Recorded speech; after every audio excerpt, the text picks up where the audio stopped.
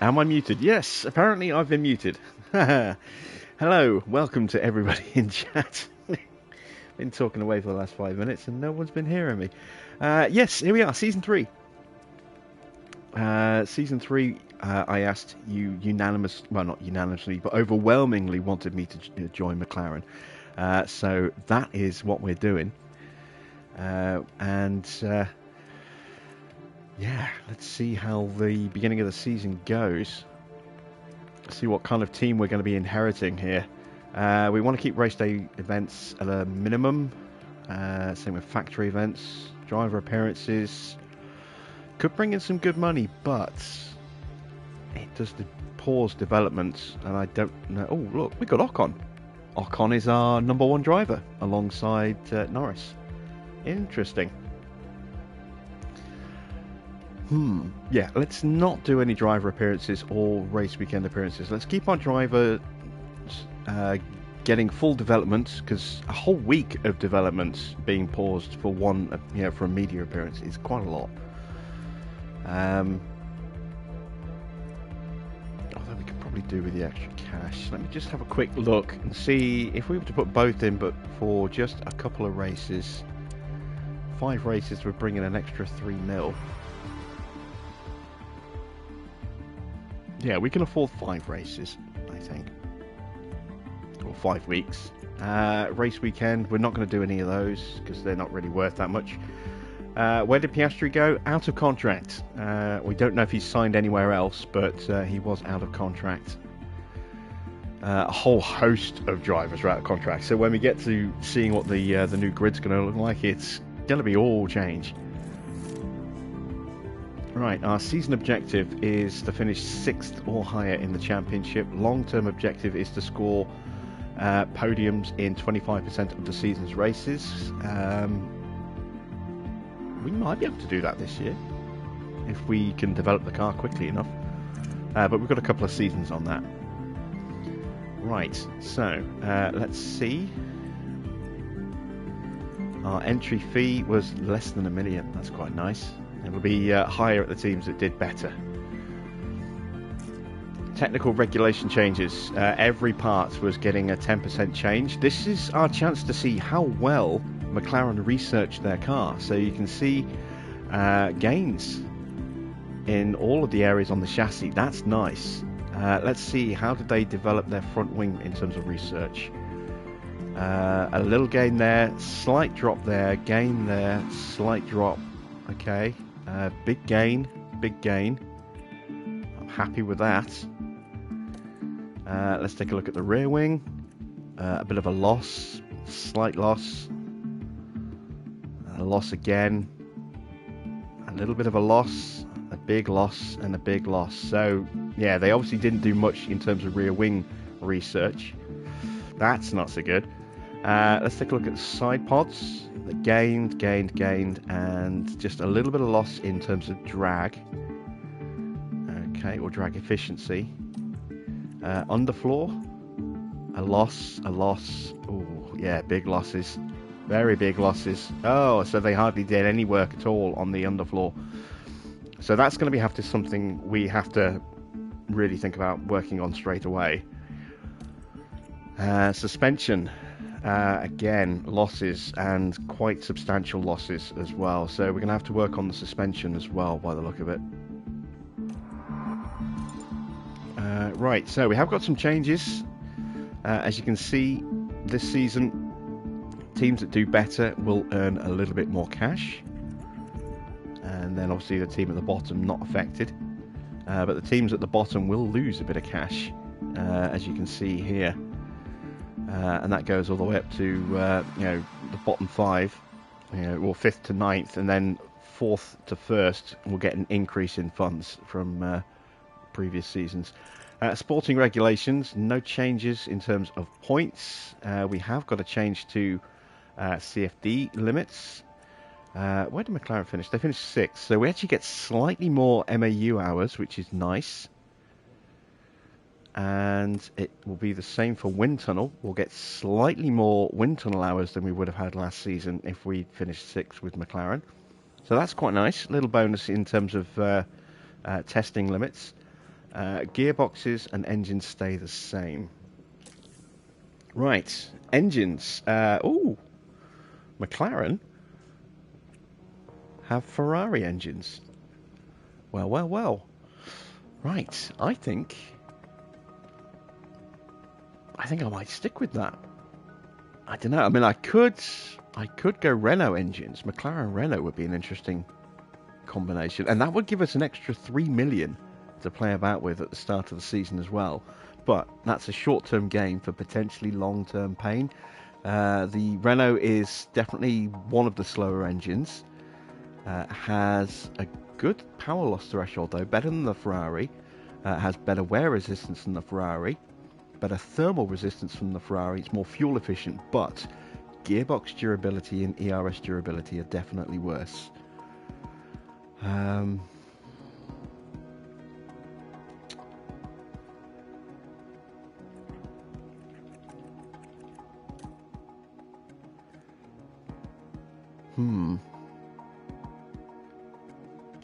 Choices. This is why I think the Mercedes is the best engine, because it's got the best power loss threshold, very, very strong wear resistance, best thermal resistance, very good durability on its gearbox and ERS, reasonably fuel efficient. It's just lacking in that little bit of power, but everything else is a really nice package.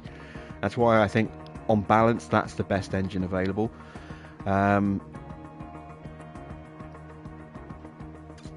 I don't know. Do we stick with Ferrari engines or do we go with Renault? I say we go with... let's go with Renault, I think. I mean, we'll have to be careful with gearboxes and ERSs, but everything else is pretty good. And that extra 3 million could be vital for getting our season underway quickly. So, yeah, let's do that.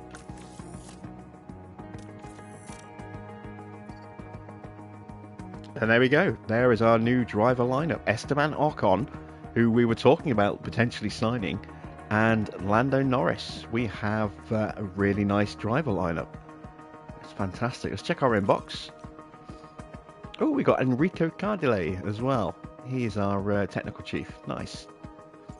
And there you can see the performance gains does not work. That email is supposed to show the gains and it's showing exactly the same. So that email is useless.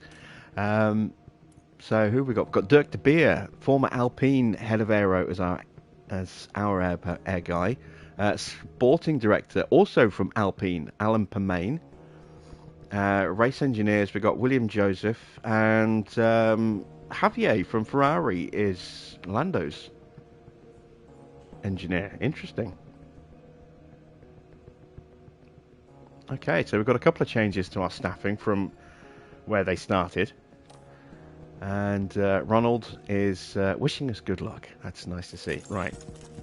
Let's have a look at our facilities. I'm kind of... Oh, hello. We've got upgrades going already. Design Centre and Suspension Centre are being upgraded as we speak. That's quite nice. But what conditions everything else in? I'm kind of dreading this. It's not too bad. That's about to tick over into orange. That's really not good. CFD simulator has just ticked over into yellow. That's not too, a little bit further down the degradation path, but not too much further. And the factory's just ticked over as well. So that's not too bad. They kind of looked after their facilities. We've got a level 3 car park test centre. We're upgrading to level 4 on the suspension simulator. That's nice. Level 3, upgrading to level 3. And a level 3 factory. So facilities there are actually in pretty decent shape.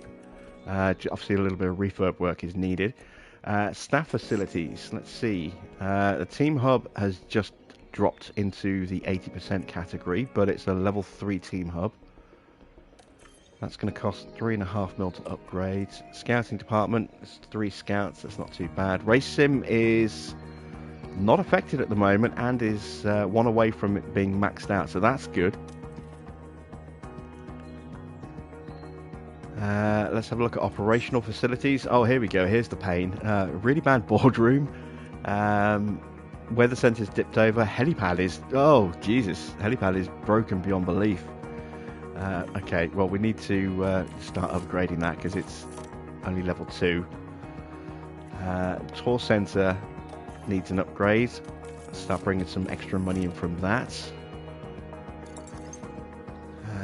Let's take a look at our staff.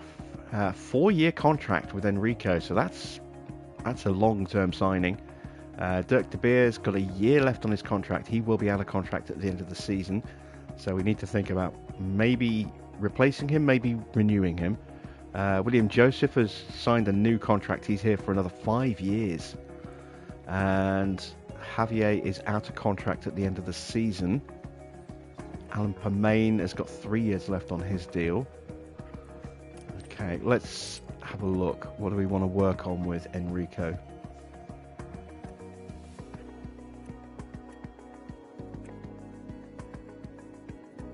I think probably bodywork. Yeah, let's get him working on bodywork. Dirk de Beer. Let's have a look at his stats overall. High 80s, 1 in the 90s. That's not too bad. Wonder if staff stats degrade as they get older. I don't know if they do or not. Remember how good the Alpines were in Season 2? Good choice. Well, it depends how long these guys have been with. I think Dirk de Beer's just signed, so yeah, if we've poached him, that's quite a nice little improvement to our staffing. I'm thinking airflow intake for now. Although grip and traction might be a good call. Yeah, let's go grip and traction. Let's just boost those downforce levels a bit. Right, William Joseph. His composure's not a great stat, but he's got very good feedback, so he'll get driver feedback when we're setting up a car very quickly. So we want to get him working on communication and composure, so we'll put him in responsiveness. Javier, we need feedback and composure, so we'll put him in driver comms. And Alan Permain, well, his processes is really good, 96, that's nice. Aptitude is 90, so we want to get him working on leadership and aptitude, or leadership and training.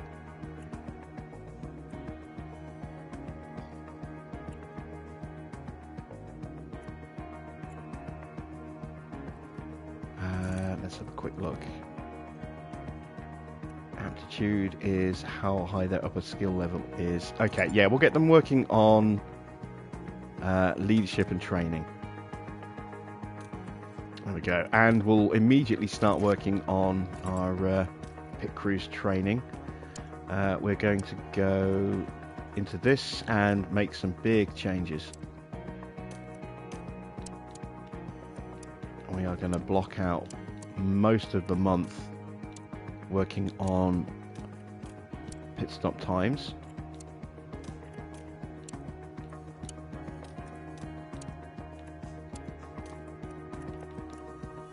And now we're going to start working on, let's have a look which stats in particular need work. Car release needs some work.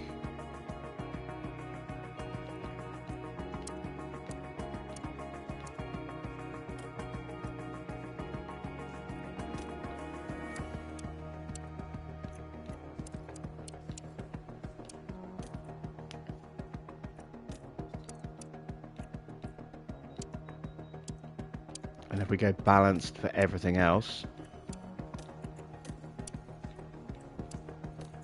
I want to absolutely hammer them this month.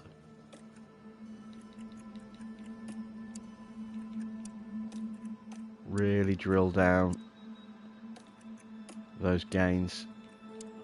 I'm actually going to take a little bit off them on the training here. Give them the Sundays off.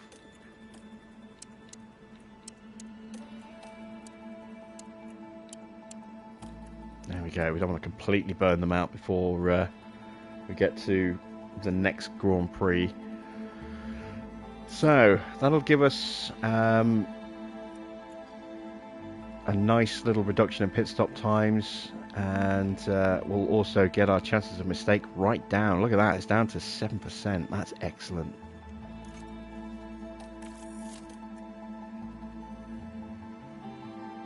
Alright, drivers next. So Ocon joins us on a 1-year deal. Ooh, okay. So we've got the option of replacing him next season with somebody else if we want to.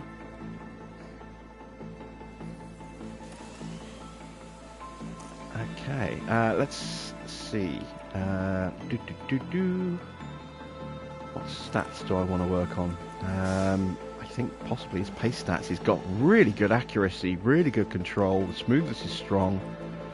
I'm happy with those stats. Yeah, I think we work him on his pace. So let's put him in short run pace. Evening, Mr. Water. Right, Lando. Let's take a look at Lando's stats. Solid pace stats. Look at that. 95 in cornering. 89 in braking. Could be tweaked a bit. Reactions is good. Accuracy needs a little work. Excellent control and smoothness. I knew he had high smoothness, but 96. That's good. Adaptability needs a little bit of work. So let's have a look at wet track. Maybe that'll work. Primarily his adaptability and accuracy. Well, there we go. Pace short runs will work on his adaptability and accuracy and his braking.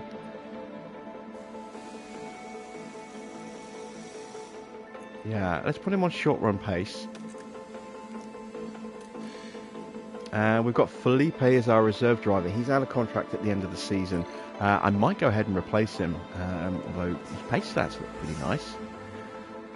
So we want to work on his accuracy, control and smoothness.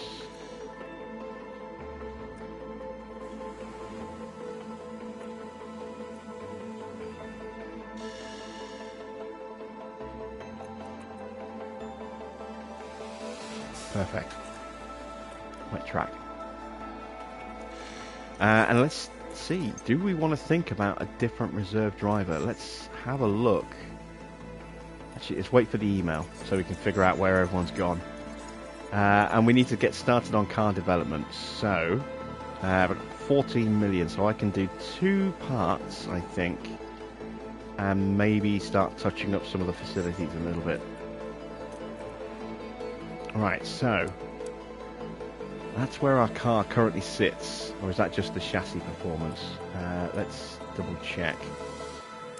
So, 13th in speed and acceleration, 15th in DRS, 15th, 17th, 9th in cornering performance, 13th in dirty air, average brake cooling, better than average engine cooling, and we have actually got a little bit of weight off the car already. Okay, that sounds pretty cool. Right. Any, go into the warehouse.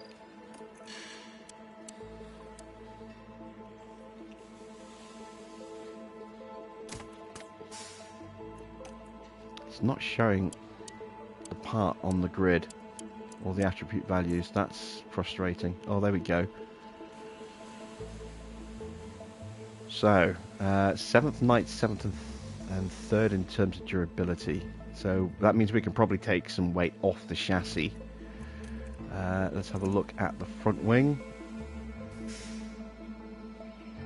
Front wing's not too bad. Rear wing. Yeah, rear wing definitely needs work. Look at that. Yeah, it's definitely in the lower part of the grid. Side pods are very good. Look at those side pods. Excellent. Underfloor. Oh, that's horrendous. Yeah, that definitely needs work. And the suspension also needs to work. So we've got 3 areas that we really need to keel on to start with. The suspension, the underfloor, and the rear wing. Let's start off with the underfloor.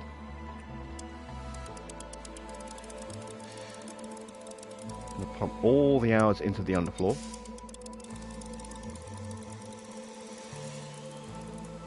There we go. And we want to work on downforce, I think, with the underfloor.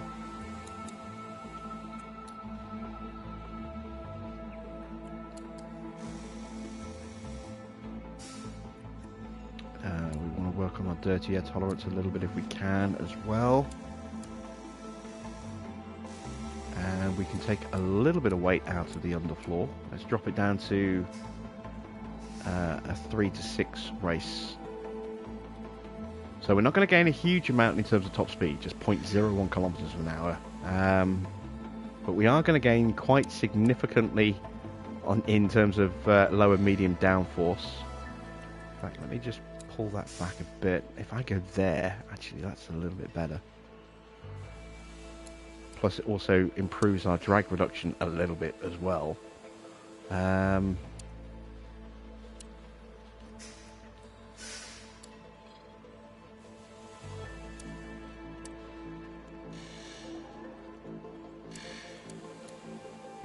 Yeah, we'll go with that, I think.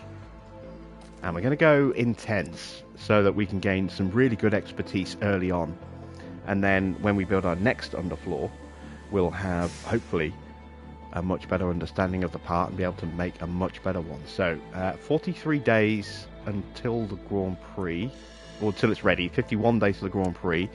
We want to try and get it in a position where we can have 2 going into the first race. So let's go 3 engineers.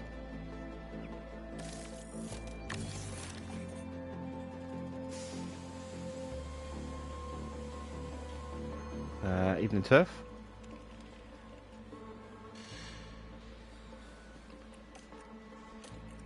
And now we want to do a rear wing.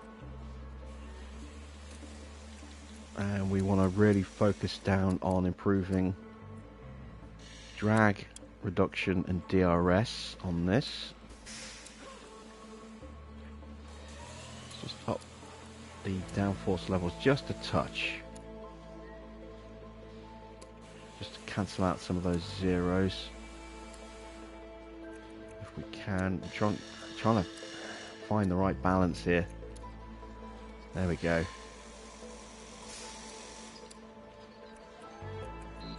I know I'm going to get gains on these as soon as I start stripping a bit of weight out. So, but I just don't want there to be negatives on those. If I can avoid it. It's definitely going to make for a high speeder or a higher speed wing by the look of it. That's not necessarily a bad thing.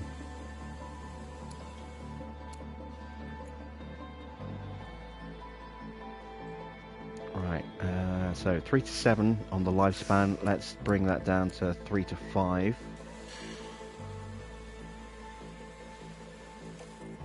There we go. Again, we're going to go intense. And we want to get that in a position where we can knock those out pretty quickly. 2 engineers will be fine for that. How much money does that leave us with? 5.3 mil. Okay, so we can go ahead and do a suspension now as well. We have still got enough to go intense on that too. Let's see. We really want to work on the downforce again, by the look of it.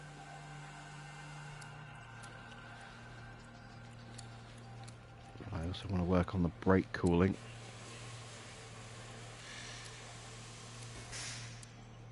Front airflow will give us some gains, but it will come at the cost of a top speed. Pull those in a touch.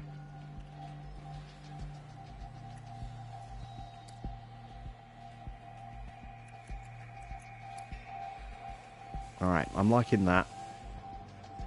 That's a little gain in the low speed, a slightly bigger gain in the medium speed. It is a slight decrease in the high speed. If I push it up to cancel that out. There we go. Brake cooling will go up 4 ranks, which is quite nice. And the airflow at the front will help improve downforce. What about...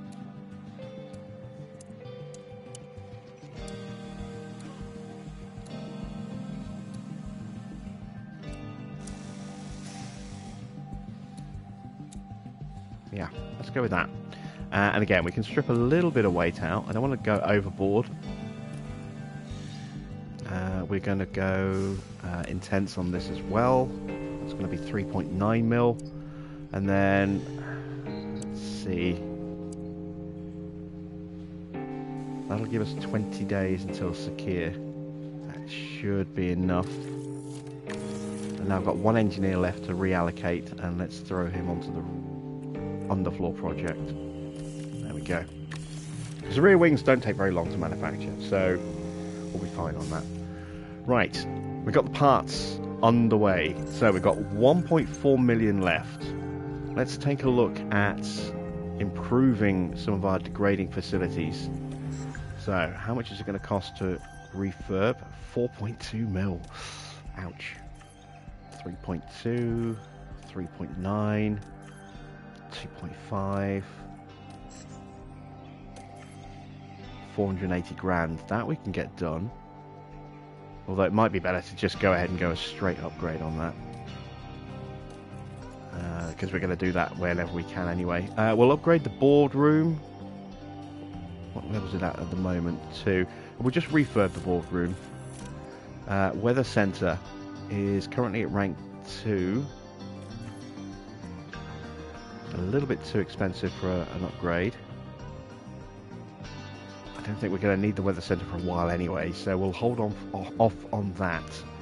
And that keeps 1.3 mil in the bank for the next round of upgrades on the helipad and the tour centre. So, I think we're ready to actually advance time a little bit.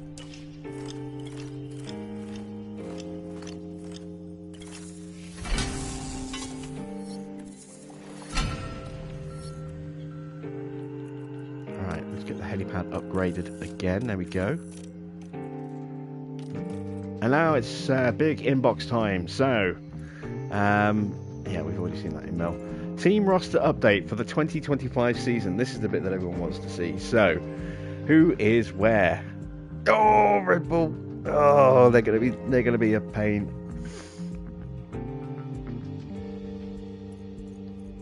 So, Mercedes has got George Russell, the defending world champion. Théo Pourchaire moves into the second car to replace Lewis Hamilton. And Freddie Vesti takes over from Théo as reserve driver. Max retains the number 1 status at Red Bull and is joined by Charles Leclerc. Oh, that's going to be a hell of a team. Richard Verschoor is the reserve driver, having left Ferrari to go to Red Bull. That's not the first time we've seen that. We saw Giovinazzi. He left Ferrari to go and become Red Bull's reserve. And now Verschoor's done the same. Right, going down the list. Aston Martin and Ferrari. Lance retains his number 1 seat, obviously. Magnussen joins as the number 2 driver. And Zane Maloney is the reserve driver at Aston. Checo Perez replaces Charles Leclerc at Ferrari. Alongside Carlos Sainz. And Liam Lawson is their reserve driver. That's an interesting choice. Alpine and us. So, Alpine have signed Albon to replace Ocon, and they've signed Iwasa as their reserve. Obviously, we've signed Ocon to replace Piastri, and have retained Norris, and we've signed Drugovich. Not sure who we were replacing, but we signed him from Aston Martin by the look of it. Let's scroll a bit further down. Williams have got Mick Schumacher and Tsunoda and Dennis Hauger. That remains unchanged from last season, I think. Haas have got Giovinazzi and De Vries with Alex Palou as their reserve. So Giovinazzi's got himself a race seat. Let's take a look at Alfa Romeo.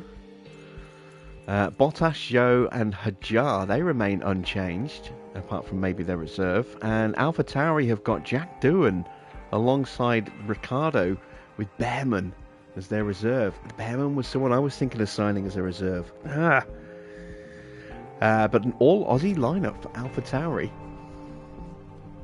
And that means no Lewis, no Fernando, no Logan Sargent, no Oscar Piastri. I'm surprised that they've signed Doohan over Piastri. I'm very surprised at that.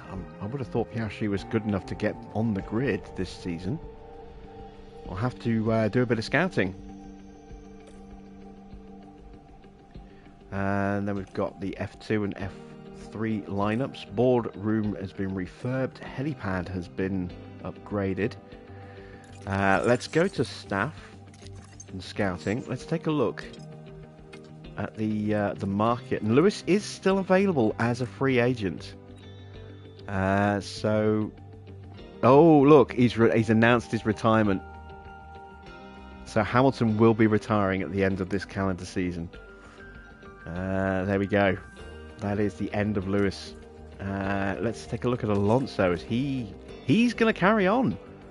So Lewis is going to retire, but Fernando has said, Lewis has said that's enough. I'm done. Time to retire. Alonso hits 43 and wants to keep going. I wonder what his stats are like at this ripe old age. I'm going to scout him just out of curiosity. Farah does a little dance. Yeah, this is it. Unless by some bizarre happening, Hamilton gets picked up for the remainder of this season. That's it. We're not going to see Hamilton in this game anymore, or at least this iteration of the game. Let's see.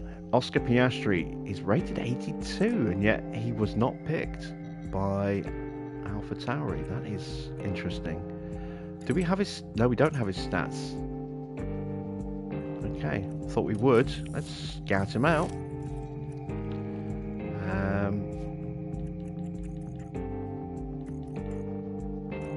Shame we can't sign him to a reserve role, really. But maybe we think about re-signing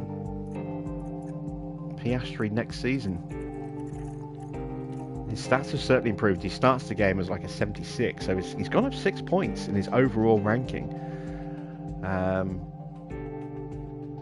Is there anyone else that we want to think about? I was really tempted to get Ollie Behrman. I wonder how long his contract is. We'll keep an eye on him when we get some more scouting.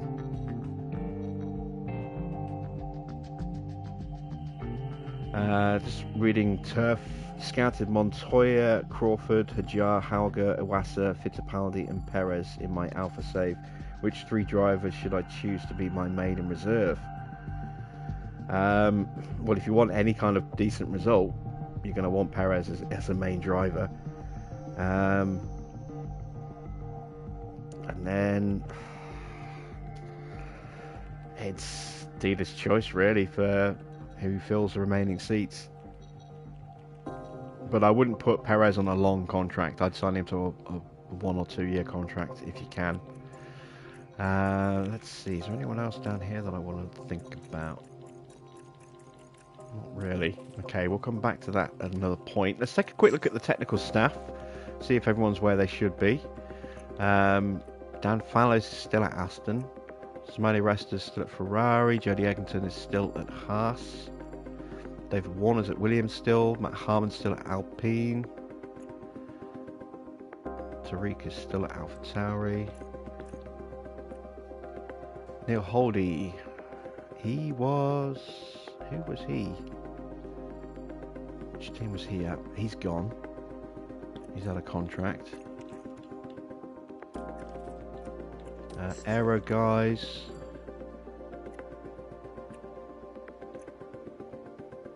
So we had Peter Prodromou, and he has gone to Alpine in replacement for Dirk Beer, who has come to us. So that's that change. Ian Gregg's still there. Cinelli's still there. Melvin is at Williams. Interesting. Haas have signed Dickon Balforth from AlphaTauri. Martin Werner is a new gen. Has been signed by AlphaTauri. So Adam Kenyon is ex-Williams. He's out of a job.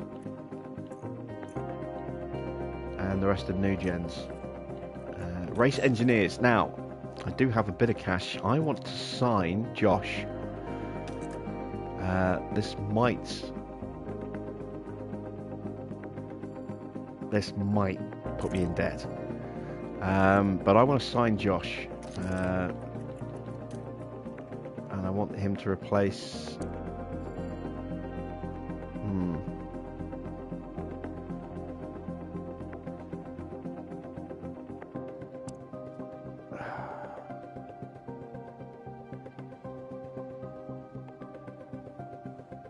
I need to think about that, actually. Let's mark him. He is definitely someone I want to replace one of my two, but I'm not sure which one's the right one to get rid of.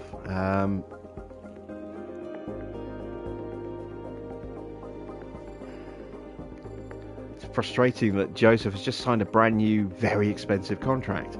Well, not horrendously expensive, but certainly it's going to be costly to break it.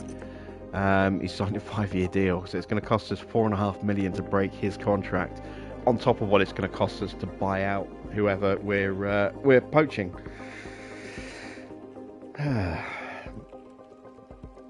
Even Tevfik.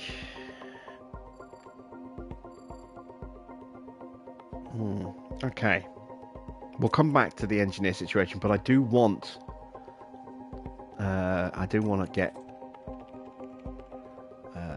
Josh, because he has worked with Esteban, so we'll get a nice immediate boost to Ocon's comfort rating within the team if we can get him. Plus, I think he's a better engineer than probably both of the two that we've got, you know, on paper in certain areas, not necessarily in all areas. Let's advance time a bit more.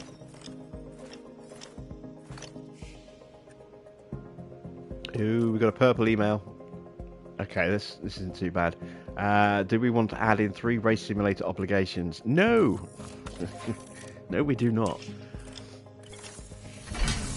Tour center is done. Let's just whack on the last upgrade there.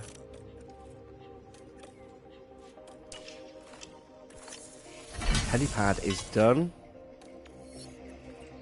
Last upgrade is 800,000. Okay. This can be ready in time for the new season. Scouting on Alonso is done. Let's have a look at his stats.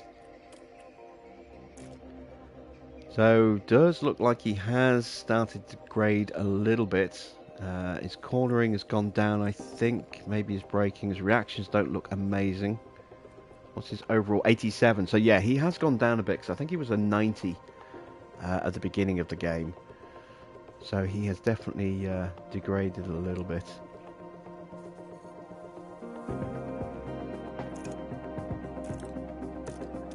Okay. Let me have a look at scouting Josh. Put him on a full detailed scout so we can see what his wage is and how much it's going to cost to break that contract. And who else do I want to have a look at? Oh, Ben Michel's gone to Red Bull. Ooh. Okay, so we haven't checked out engineers yet. So Bono obviously still at Mercedes. GP's still at Ferrari. Adami's at Red Bull. Marcus Dudley's still there. Ben Michel has gone to Red Bull. Hugh Bird's gone to Ferrari. Ooh, that's interesting. Josh is still there. William Joseph's still there. What happened to Tom Stallard? Let's have a look. Where's he gone? Mark Slade's still at Haas. Chris Cronin's still at Aston.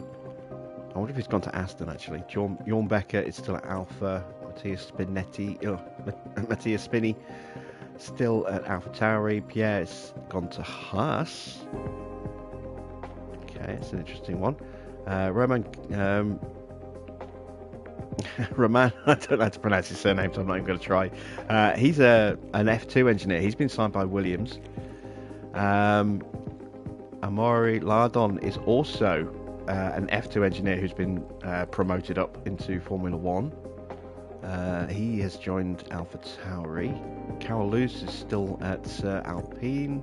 There we go, there's Tom Stallard. He's gone to Aston Martin. He was Lando's former race engineer. Po Rivera's still there. Alex Chan is still in still at Alpha.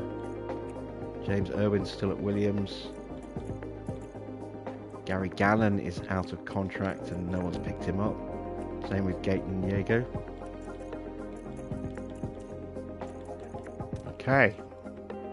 Got one scout left. Let's take a look at...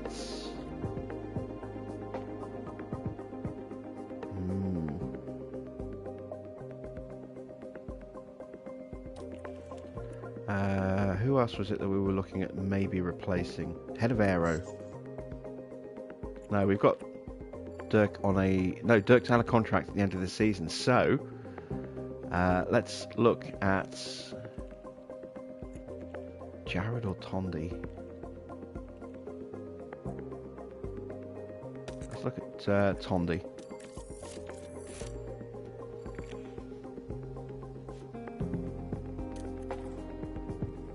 Right. We can advance time again. Design Center is now fully upped. Excellent. So we can now get the benefits of a nice new level 3 Design Center. So that'll give us some nice big performance boosts from 2% downgraded to 1.2 because of the wear, up to 3% on those various different bits and bobs. It's going to cost us more per month to look after though.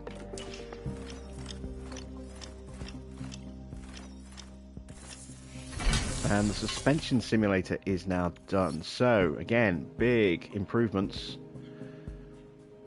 on that as well. We've got 900,000 in the bank. Again, stepping up from 3% to 4%. A little bit trickier to judge on some of the other areas. But I would imagine from 60 newtons to 80, from 30 to 40 on the high speed. And again, probably from 6 to 8 on the brake cooling.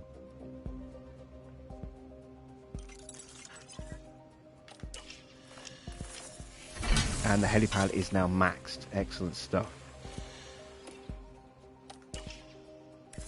And there we go, our suspension is done. So let's go to manufacturing. So we need 2 of these. We've got 20 days. We can even get a spare. Beautiful. Got 3.4 mil. Not going to go ahead and start another project yet because I need to have the funds available to start actually manufacturing the other projects that are about to complete. Enrico has low morale. Yeah, he always has low morale. It's really frustrating. Have we had any improvement from our drivers? No. Felipe has improved his control. Okay, pit crew training. So this is where we want to look at cumulative, so we can make sure they're going into the race not completely exhausted.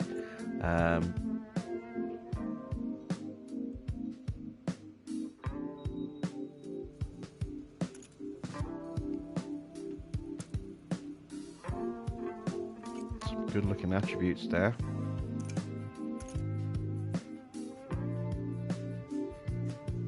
I'd like maybe a little bit more speed training.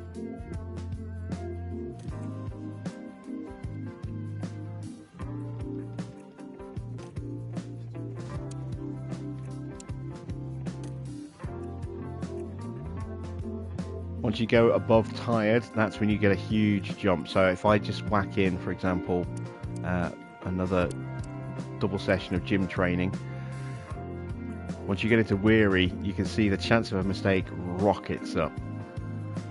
So that's why I'm being very specific with making sure that they've got at least enough fatigue to stay, or enough energy to stay within the tired bracket going into the Grand Prix. It reduces the chance of an error in the Grand Prix. Let's do a bit of car building after the Grand Prix, and then we'll do a bit of pit crew training for performance, and we'll do some gym training as well. There we go. Chance of mistake at this point is not a problem because it's not in a Grand Prix. That is where we need to pay attention. So Confirm the changes. Evening, Baron.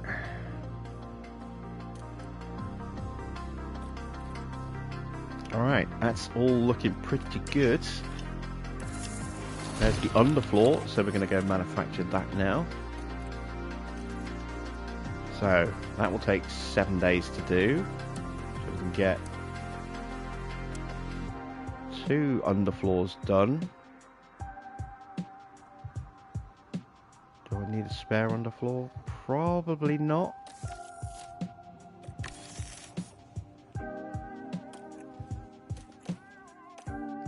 Go. I've still got 2.7 mil. Next project's going to come up in a day or two, I think.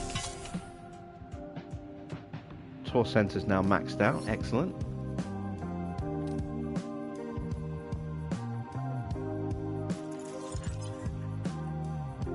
Five more days for the rear wing. Okay.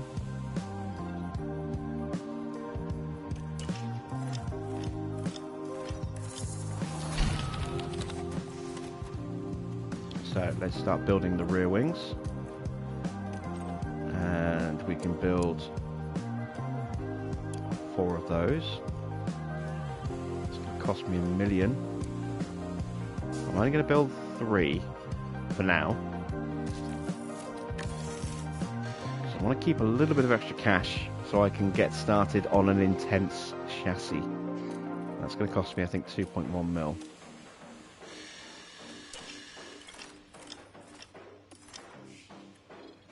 Ooh, hello, design center improvement. Plus 50% effectiveness at a cost of $1 million for 45 days.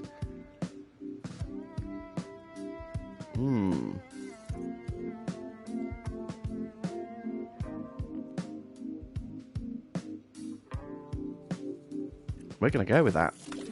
That could have a massive impact on our next round of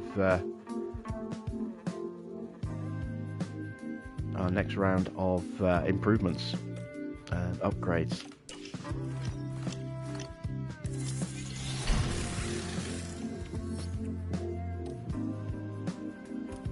Alright, so going into pre-season testing, our car performance has dipped because other teams have thrown out some upgrades, so you can see we are shockingly bad. However, we haven't fitted our upgrades yet, so things will look better once we get there. Let's advance a little bit. The rear wings are done. How much cash do we have in the bank? 1.1 mil. It's not enough. Not yet. We'll start work on the next round of improvements after Grand Prix. Diego Tondi scouting results back. Oh, he's got a long time to go left on his contract. He's got 5 years. That's going to cost us a 10 mil to buy him out. It's just a shame because he's really good.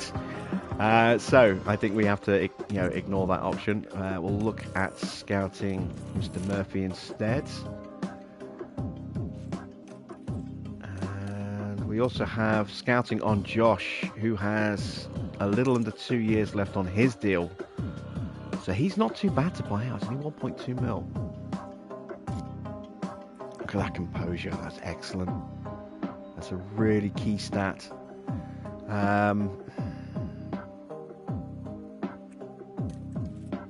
Yeah, I want to sign him, but we might have to wait a little bit before we can get him.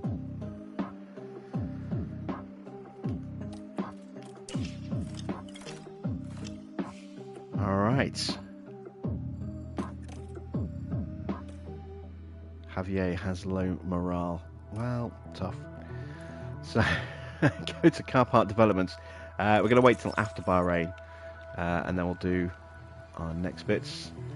Let's start by building the cars. So, we've done a new chassis. No, sorry, new suspension. So let's install that on car 1. A new underfloor. And a new rear wing. Those are the 3 projects we've done. Let's see how the car stacks up in terms of improvements. So yeah, quite a significant improvement from where the car currently sits on the grid. You can see we've gained a few ranks pretty much everywhere. Very nice to see. In terms of actual numbers, it's not a huge increase in speed. 0.17 kilometers an hour, it's not too bad. 0.02 in acceleration. Have gained about 5% in DRS effectiveness. That's good. Downforce goes up by 0.29. That's not bad. Similar for medium downforce, and similar for high-speed downforce. We've gained about 1.5% in dirty air tolerance, gained about 1.5% in brake cooling, and we've stripped about 4 kilos off the car as well. So not bad for the first 3 parts, and obviously more parts to come in the coming weeks and months. So let's go ahead and fit the parts to car 2 now as well. Now that we've done our comparison. Oops. There we go. Underfloor. Go. And suspension. Go. Alright.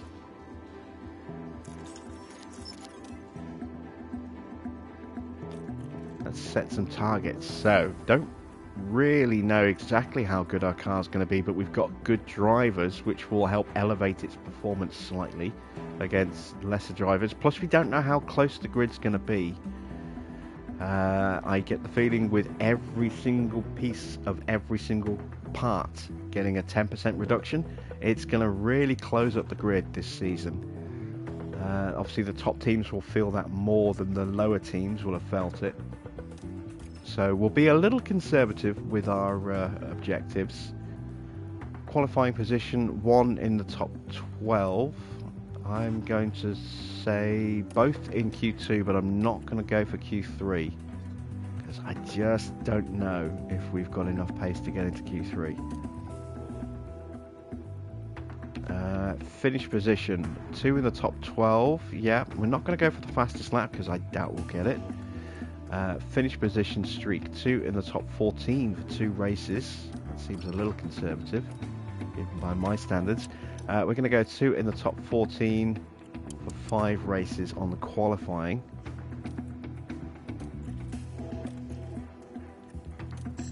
Let's check our car builds.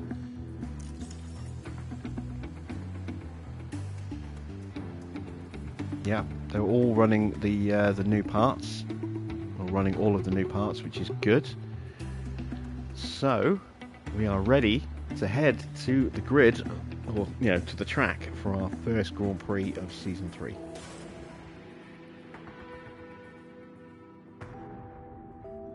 A very warm welcome to you all. It sure does feel good to be back. As we start a brand new season, the slate is wiped clean, and all 20 drivers prepare to make an instant impact ahead of an exciting year. Bahrain International Circuit was Formula One's first venue in the Middle East and is still a calendar favourite. Dusty and challenging, this desert track is a real test of endurance for teams and for drivers.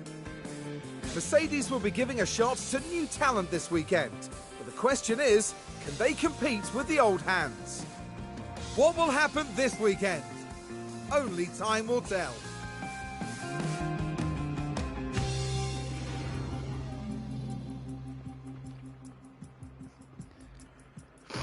Thank you, Farah. That's very generous of you.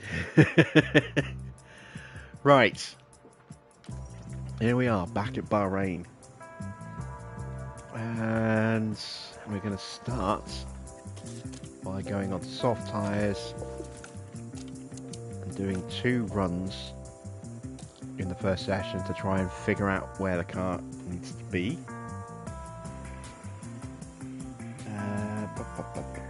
Let's start with a 4, an 11.5, a 7.3, 3.15 and a 0 for Ocon. That is him up and set. Now for Norris. want 17 laps, drop pace, and go a little bit different on this one. Let's go with a 4.5 and 11, a 5.5, 3.5, and a 0.75.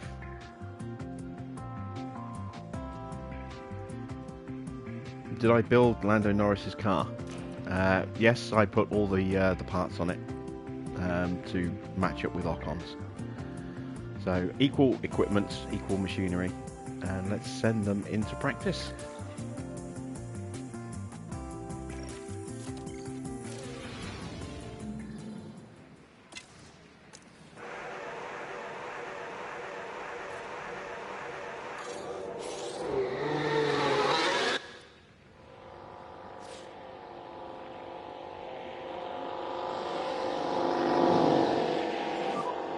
It's a radio check. Loud and clear. Yep, that is loud and clear for me. And radio check when you can. Yeah, radio. Copy, loud and clear.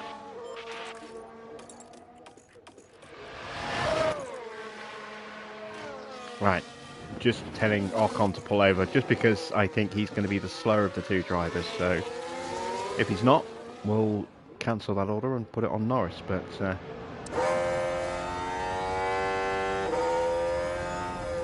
very dirty looking visor. And this is our new boy.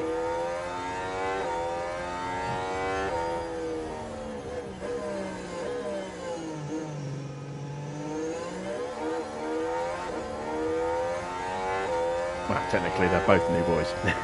New team. But new for McLaren. Mercedes are now the enemy. Yes, they are. And I'm very curious to see how Porsche handles his first season. Going straight into a top team, into a top seat.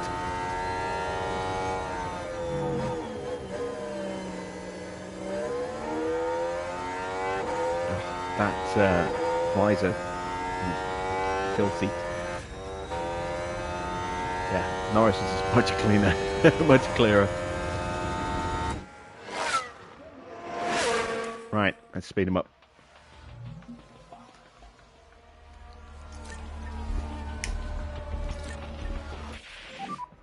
Ah oui, en tire temp. Let's just take a look actually at Ocon's helmet. Yeah, that is the generic McLaren helmet from last year, I believe. Oh, it might be an updated one actually.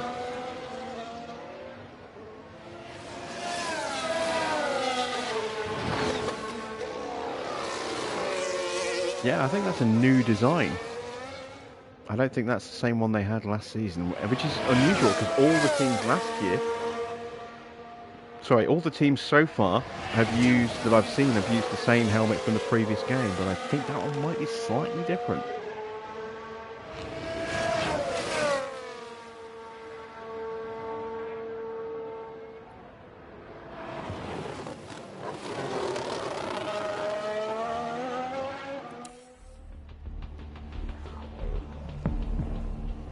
You said it before.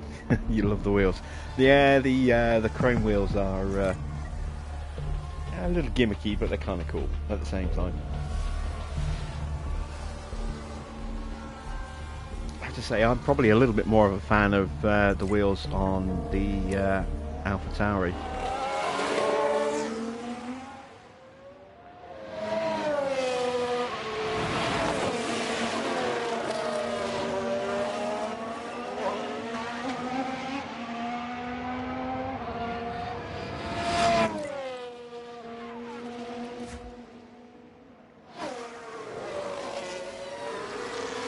Right, have we had any last minute changes to driver lineups? Doohan is out there. And looks like he's got the same helmet as Danny Rick.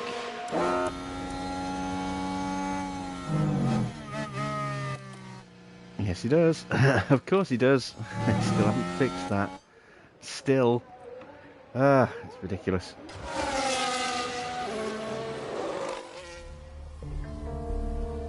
Ooh, look at that. Oh, I thought for a second they put Vasseur in. It's not. Oh, God, can you imagine that? If Leclerc, is out and you've got Verstappen and Vasseur and they've both got VER. You have two. Look like you've got two Verstappens on track. That would be terrifying. How's the balance? Yeah, balance feels good so far. How Okay, far do understood. I reckon I am behind the top teams? It's too early to say. Practice means nothing. We're running at low pace Update to when you can. get the car set up and learn the new parts. Copy. Good start on Norris's setup, although a little bit of work is needed for Esteban.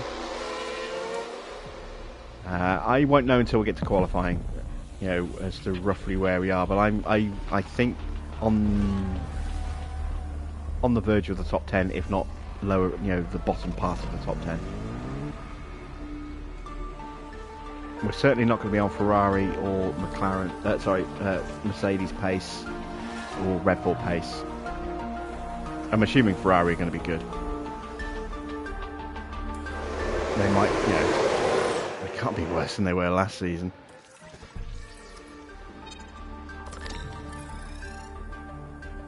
Right, let's drop the rear wing to an 11. Let's push the front wing up to a 5. Let's go 5.5 on the roll bar.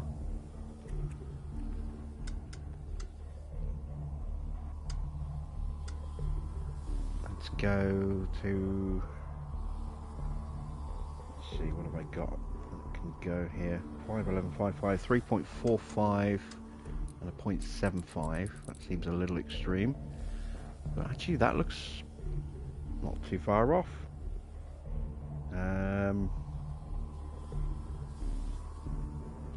Got another one's a 0.65. No, I think the 0.75 is better. Although that's a 3.4.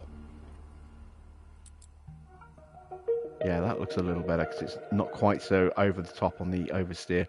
We'll try that, see how that works. We need a minor tweak here, and it is the cornering. So let's drop that down to a 3.45 and drop that back to a 0.7. See how that works.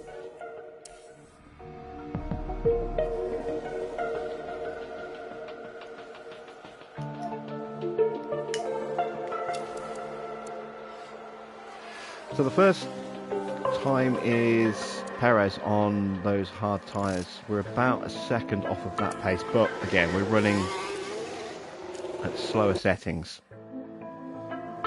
So that doesn't really mean too much at this stage. Like, practice is very hard to really judge where you are. It can be useful while you've got, drivers with similar spec engine components to judge the difference in performance between your two drivers, assuming that they're on equal spec parts in terms of aero parts. As long as their engines and gearboxes, ERS units are pretty much the same level of wear, then you've got a good way to judge the difference between your two drivers in terms of pace. But once they get out of sequence, out of step, then it can be a bit trickier to figure that out.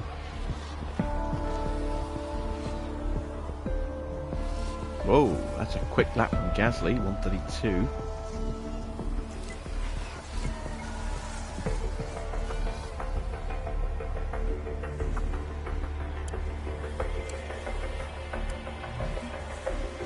Doohan's up there as well.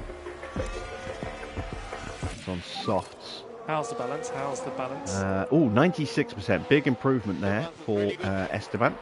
Okay, understood.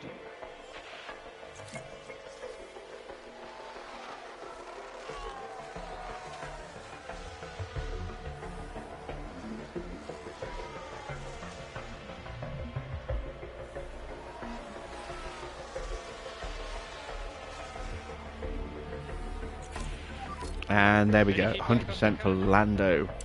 That is nailed. Happy with that? I think everything's fine. Okay, copy.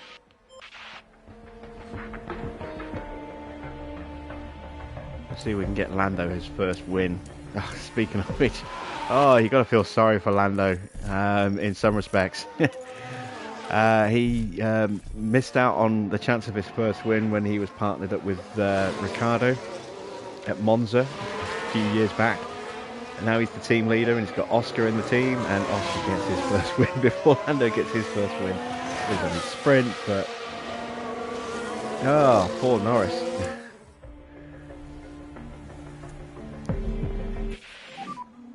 That is the checkered flag.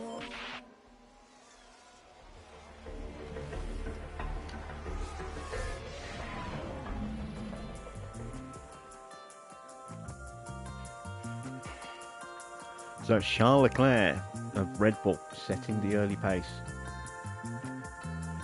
Gasly is looking quick in that Alpine. Look at this! Williams! A third! And 7th. Williams have got genuine pace. Ooh. Ferrari 4th and 6th. Max in 5th, but on medium, so he's probably got a few tenths. You know, he's maybe half a second that he can find. Nick de Vries in 8th on the Haas. Then Magnussen. Russell is down in 10th. 11th for Teo. Then nearly a second off the pace. Ooh.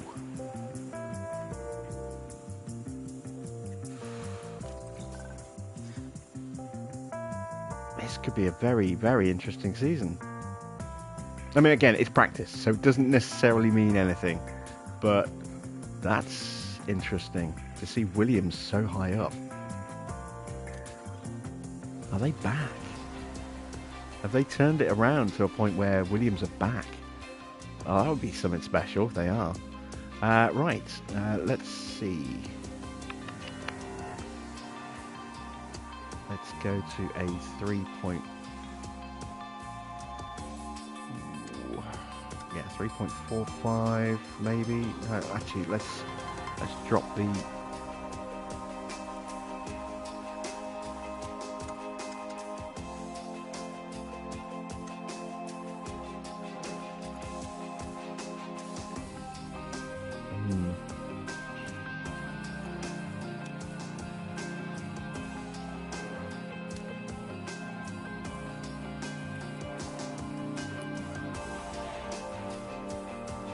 Let's try that.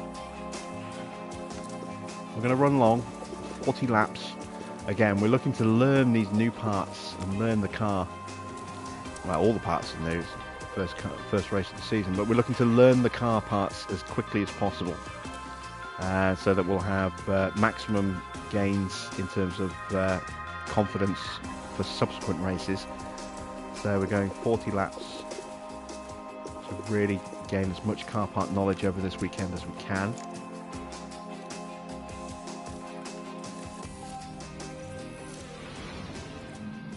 And let's keep an eye on Williams. Track should be green now.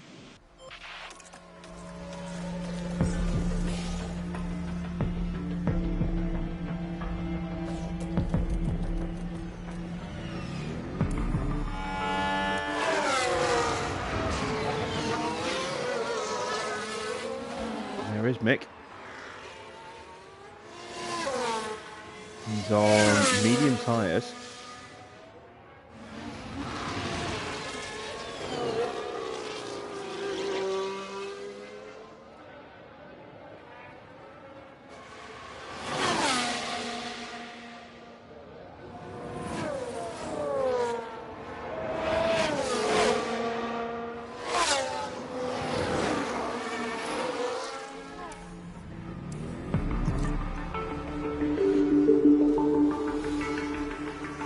Quicker than Porsche, although a long way off Russell. He's on the same tyre compound as well. Russell's on softs, hence the pace.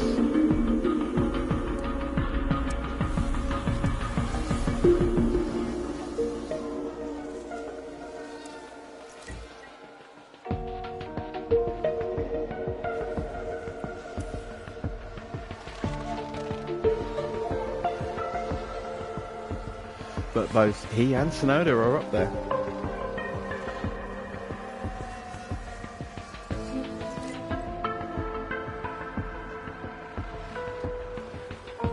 And now Porsche has popped in an extra couple of tenths. Pretty close between R2, about a tenth and a half between them, 2 tenths in that kind of ballpark, depending on traffic. They are pretty evenly matched. That's encouraging as well for moving up the constructors a little bit. How's the balance? And we've nailed Esteban's setup as well. Excellent stuff. Right there. Okay, understood.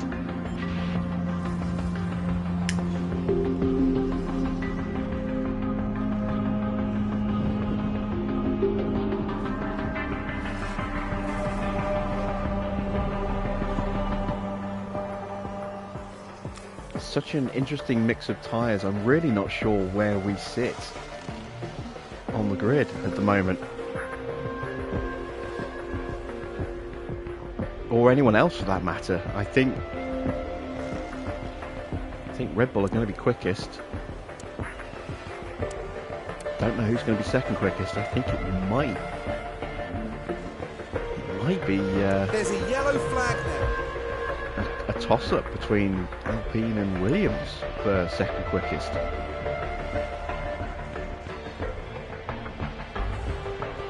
And as if to answer that, Mick throws it up to fourth, just 2 tenths off Sainz's time. When you factor in the difference in driver skill, I think Williams might have a quicker car than the Ferrari.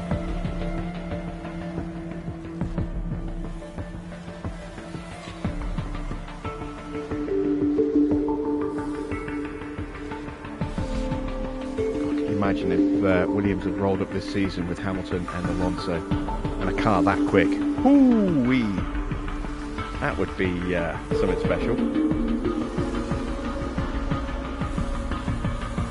I think my car is likely 9th and 10th. Are you talking grid position or in terms of, you know, I don't think in 9th and 10th out of 20 or 9th and 10th out of 10. Because one's middle of the pack, one's last. No, I think we're quicker than Alfa Romeo. I think we're quicker than Alfa Tauri. I think we're probably quicker than Haas. I think we're probably quicker than Aston Martin because they're not looking too hot. Beyond that, I don't know. I think we're slower And checkered flag. than Gasly. I think we're slower than Williams.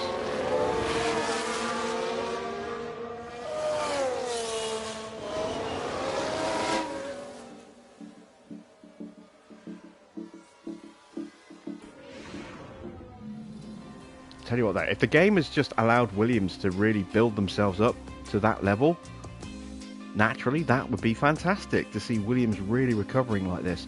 I just hope they can push on and maintain this, and it's not just because of the regulations closing up the field. But there again, we see now Max is topping the field by 4 tenths. Leclerc a bit slow this time round. Actually, no, look how close it is between second to fifth. 400ths of a less than 400ths of a second. Then you got Alpine up there with Gasly. Surprised Albon is all the way down. Oh, he's on mediums, so that would be why. Yeah, we could be in a fight with Aston Martin. Teo a long way off the pace. That's disappointing for Teo. George is currently 9th. Alright, let's see what practice 3 throws out. Both of our cars are fully set. So again, it's just about maximising time on track to learn the car itself. So again, 40 laps. the only time of the season that we run this much across all 3 sessions.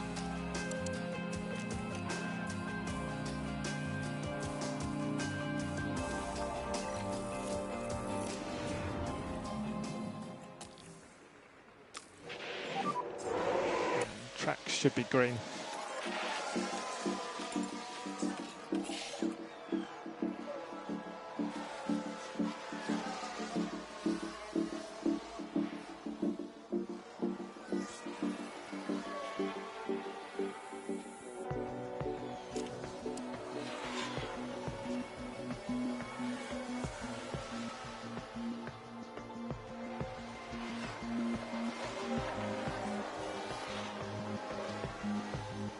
It's going to be a fascinating first race.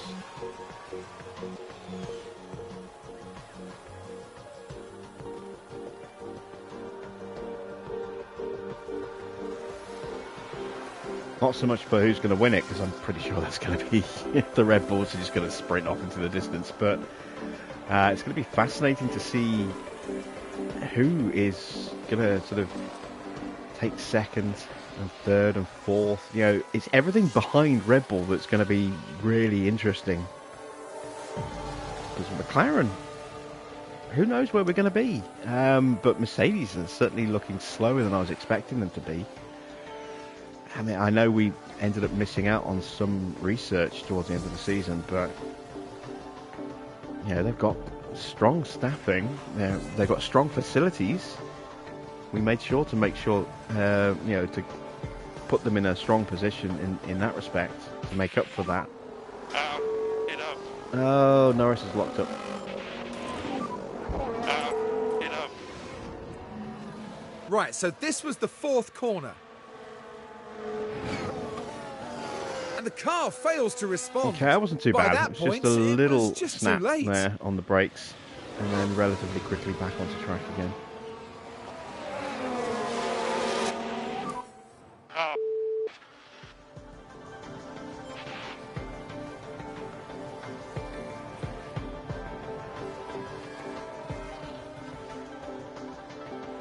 He barely damaged his tyres at all, maybe 1%, 2% on his tyres. From that's not too bad. Yeah, it's looking very good for Red Bull.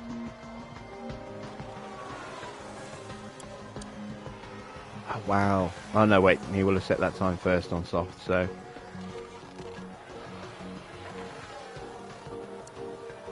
it's looking very good for Williams as well, I have to say. And Alpine, oh there we go, look at Alpine now. Both drivers right up there. So Alpine has certainly kicked on.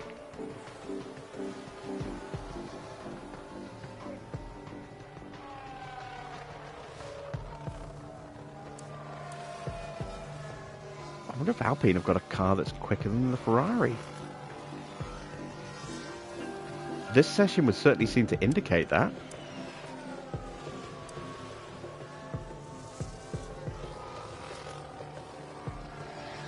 But again, different fuel loads, different setups. Who knows? Qualifying will be the great revealer.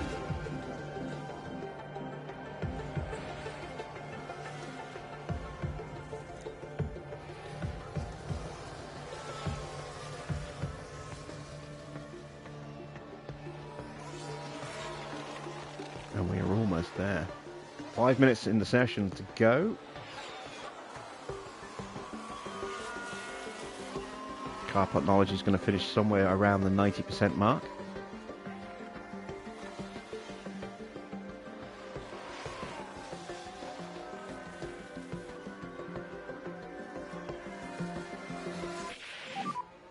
Okay, that is the checkered flag.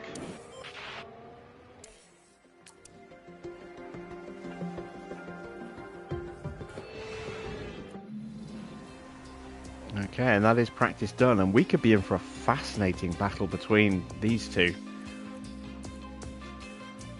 Very close between them, and Alpine are looking very quick. Perez the Ferraris in 5th. Where is Sainz? Down in 12th. Lance is up there. Ricardo? Where did that come from?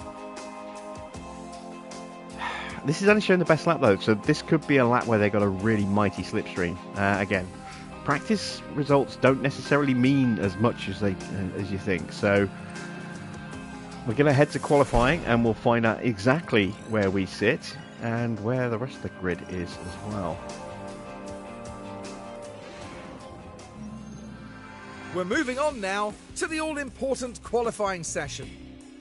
Bahrain's track is dusty and abrasive, and even under the floodlights, qualifying is tough on soft tyres. Teams will need to use their tyre allocations wisely. So as we head into this qualifying session, Karun, how do you think Lando's going to be feeling? Looking at the lap times, we saw a real lack of pace from them in practice. They never looked quite comfortable with the setup, and they'll need to try something new for qualifying if they want to get past Q1. Hold on tight, because we're getting underway. Setups are perfect, Karun. It's called sandbagging.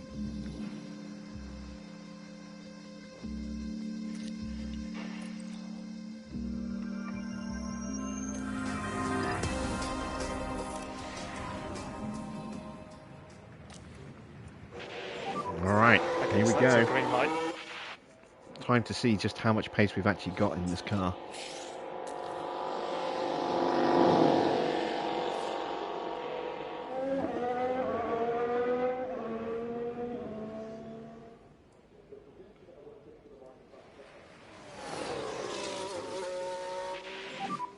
You can bring the tyre in.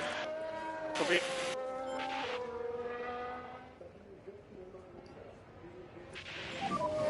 We need a good warm-up on front brakes. Confirm.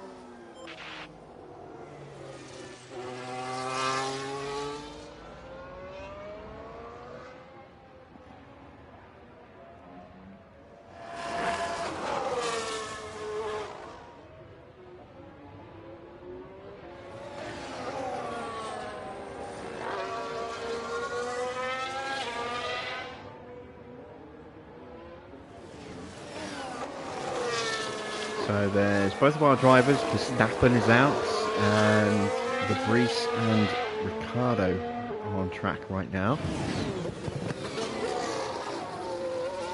We're going to set the first 2 times. That'll be Ricardo. So we'll at least be able to get a very immediate measurement of how quick we are against the AlphaTauris. We'll have to wait a little bit longer for the Red Bull and then even longer for the Haas, but we'll get a little bit of feedback as to what kind of pace we've got.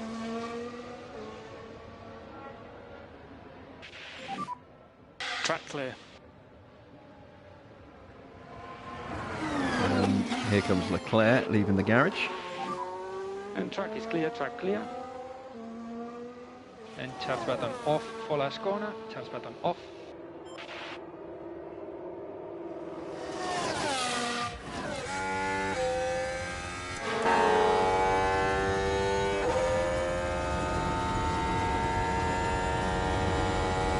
Should dive out the way.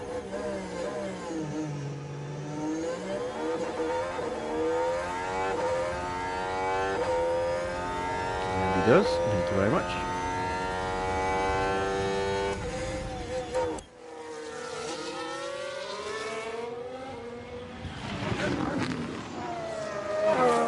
So Norris is faster than Ocon, as expected. But I'm hoping it's going to be relatively close between the two. I don't want it to be any more than a couple of tenths.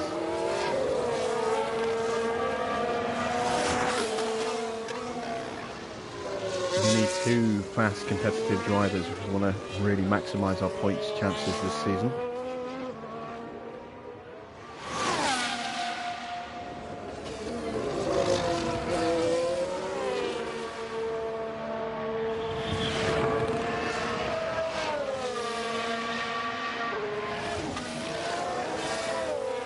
And we are losing purple sectors, which means Verstappen is clearly going to be faster than us. No surprises there. Alright, Ocon comes up the line. 130.4. Drive to the Delta. And we are boxes lap. Yeah, can be. And a 130.1, 3/10. That's a little more than I would have liked, but it's okay, it's not too bad. And very much faster than Ricciardo, as expected.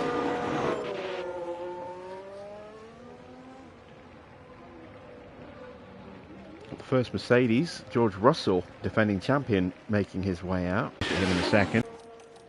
Right. There is the number 1 on George's car. Defending world champion.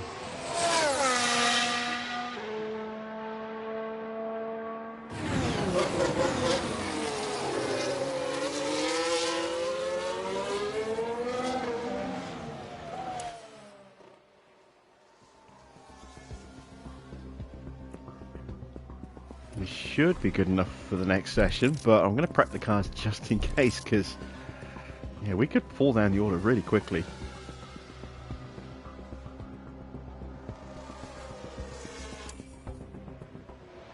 Russell is looking pretty quick. Porsche is on his first flying lap.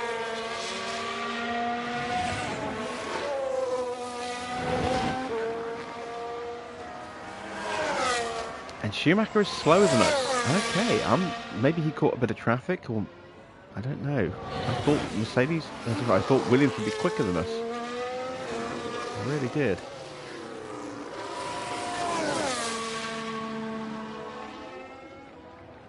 Porsche goes 4th. He's only a 10th slower than George. So he's got a good 1 lap pace, but is he consistent to hold it over a full race distance?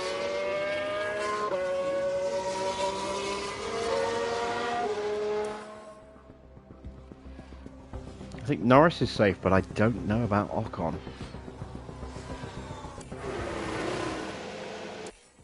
I'm gonna send both drivers out for another run. I don't think Ocon is safe. And I am curious as to what kind of pace Norris can actually produce with a little bit of boosted confidence. So we'll send him out.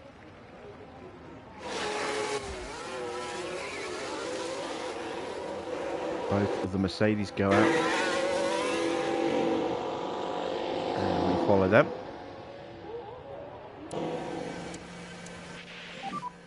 We need a good warm-up on the brakes. Confirm.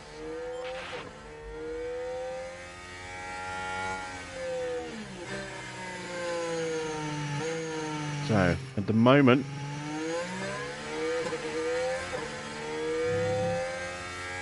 it looks as though the slowest teams are... actually, I don't know. Well, Alpha Tauri is probably the slowest. Then maybe Alfa Romeo. Gotta say, Gasly's going to improve. I mean, look where Albon is. He's in 4th right now. Magnussen probably going to improve, given where Stroll is. De Vries and Giovinazzi. I think Haas might be the 3rd slowest team.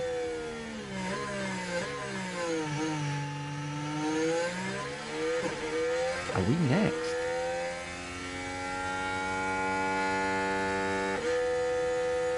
I don't know.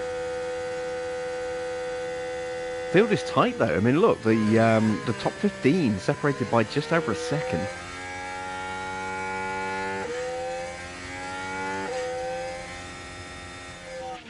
And Leclerc is 3/10 faster than Max, which is a surprise.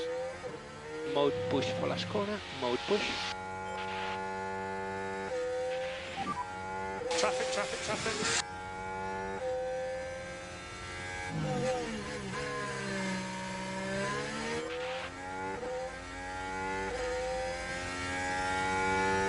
Right, what are confidence levels looking like? Not great. A little bit better, but not amazing.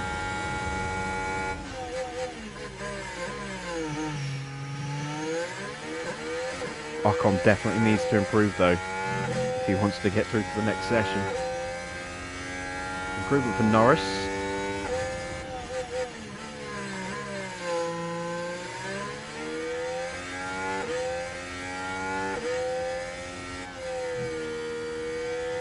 I think he might have possibly been held up by the Red Bull. Well, it's not a Red Bull, is it? It's an Alpine. That is the checkered flag, so we are... Ocon improves in the first sector. Ricardo will not be knocking this out.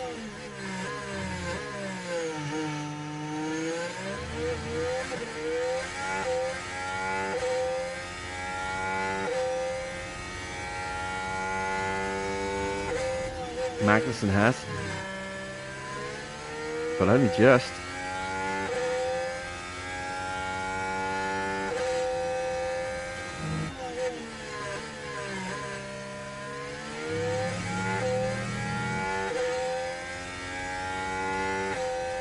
Both drivers up in both sectors. Norris improves to P4. Ooh, hello.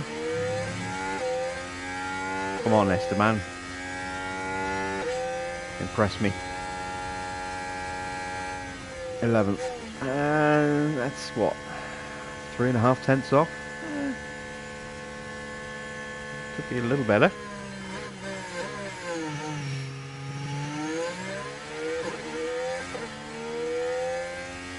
And Gasly jumps up to P2. Alpine are definitely looking... Ooh, excuse me. Alpine are definitely looking quick. And they are looking quicker than Ferrari. Alpine look like they are currently the number 2 team.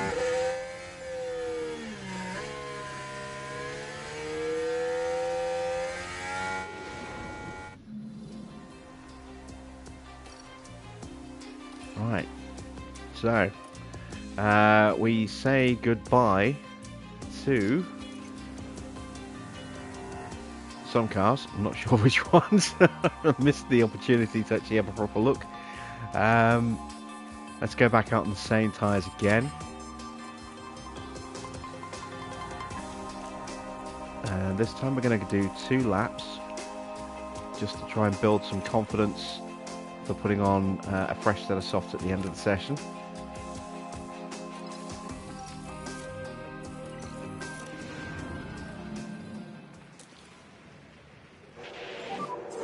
Track should be good.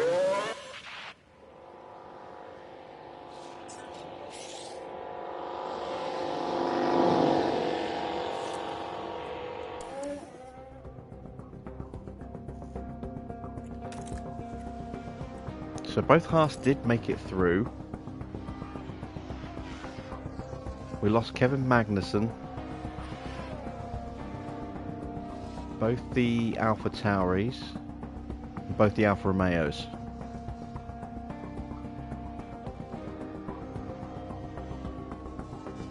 So Aston Martin look like they've gone backwards in a big way from where they started 2 seasons ago.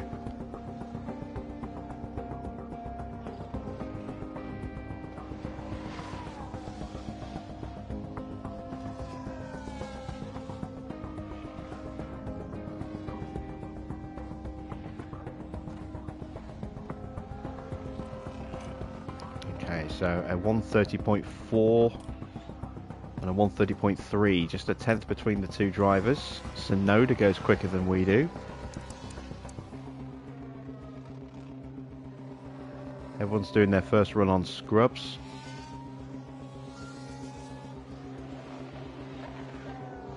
No improvement on the second flying lap for either of our drivers. Those tyres are definitely past their best.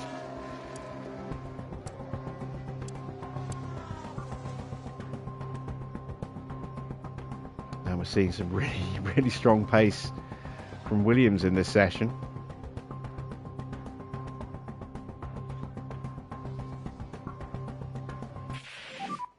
Bit of an update for you. We're currently in P8.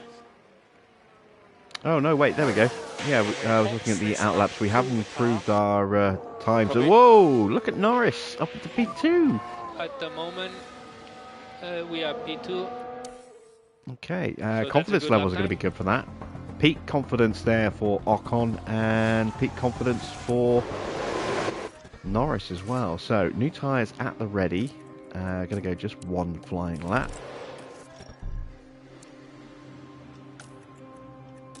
And Norris probably won't have to go out, but Ocon is definitely going to have to go out. Look how close it is in the top 13 drivers. Gasly yet to set any kind of competitive time. I'm pretty sure Norris is safe. He's going to stay in the garage, but Ocon is definitely going to run.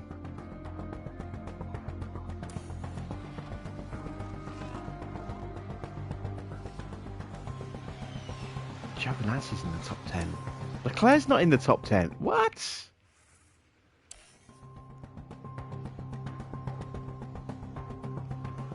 Alright, Leclerc's out now. He might hit traffic.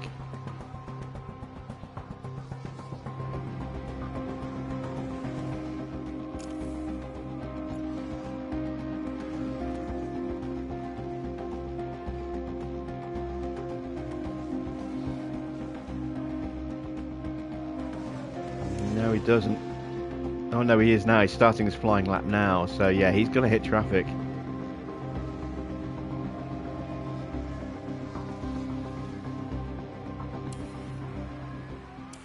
We move out of the way of a Ferrari, and now we've got clear track in front of us and behind us. Shouldn't be anyone in front that will back you up. That Ferrari will peel out of the way for us.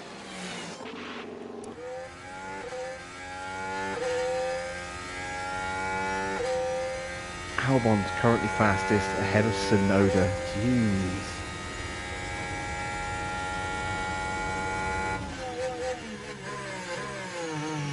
Oh, that's not ideal. We'll have lost a bit of time in the first sector there, I think. Leclerc goes fastest, half a second quicker than everybody else. This isn't going to be a great sector one. It's an improvement though.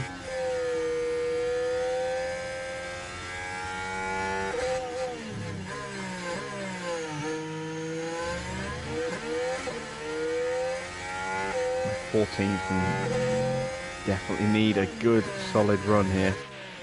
Max is only P10 at the moment. He's going to surely improve on his lap though.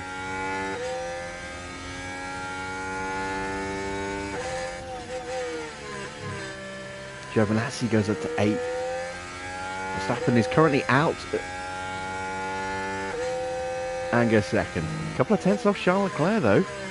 I thought those two would be the other way round. I really did. Albon goes up to 3rd, ahead of Perez. Ocon has been improving, but he needs to find at least, I would say, 3 tenths, if not more.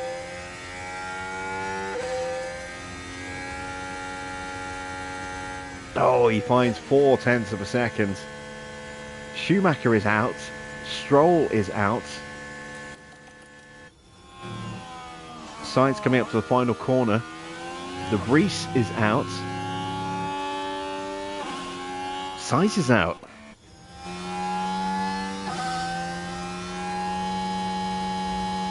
And Gasly goes 3rd. That's P9. Whew, some big casualties. We are through to Q3. What you're doing is great. Keep it up. And the picture is still not really clear as to exactly which teams are where at the moment. Apart from the fact that Red Bull are clearly faster than everybody else. But Alpine are looking pretty solid in you know, 2nd place. Look at that. Gasly and Albon looking out the 2nd row at this stage. Then it's a Ferrari, Mercedes, a Williams, then us, and then another Mercedes.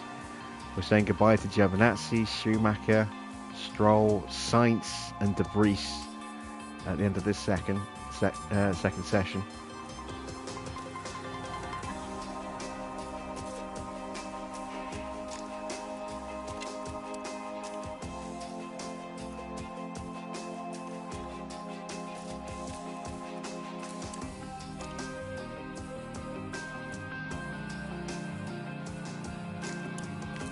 do 1 lap on these really knackered tyres. There's no point doing 2 laps. It's just going to be a waste of time.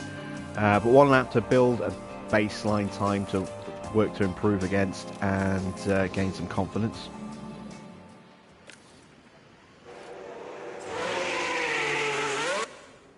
And then we'll do 2 laps on newish tyres.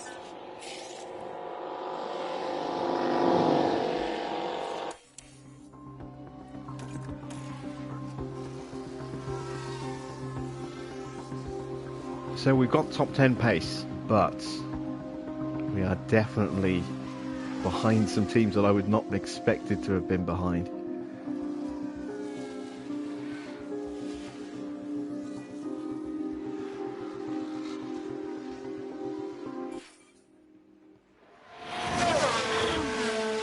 Alright, good first run for Ocon.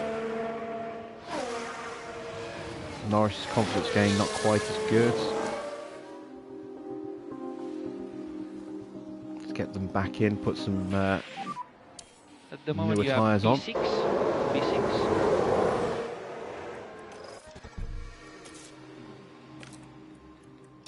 And go for 2 laps.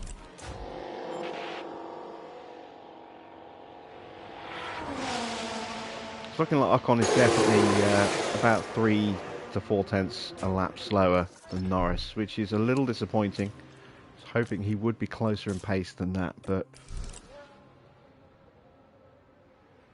I think he's got good enough speed to stay with someone that's faster than them.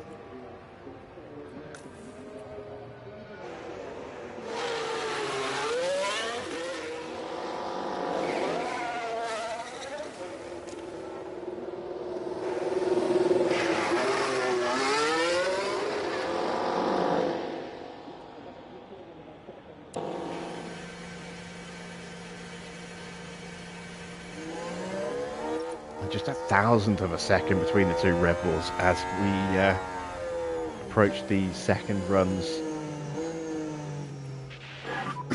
Try to work on the front tires. Confirm.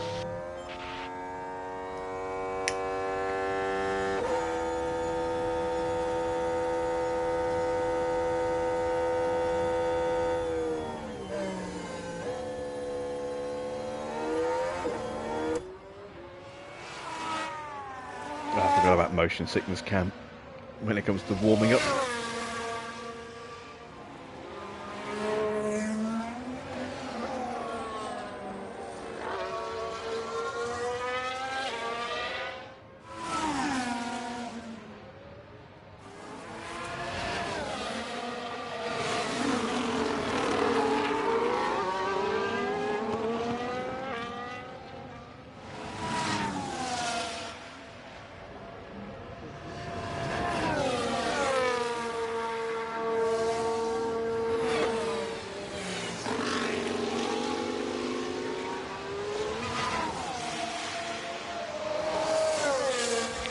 Right on with Ocon for the first of these 2 laps.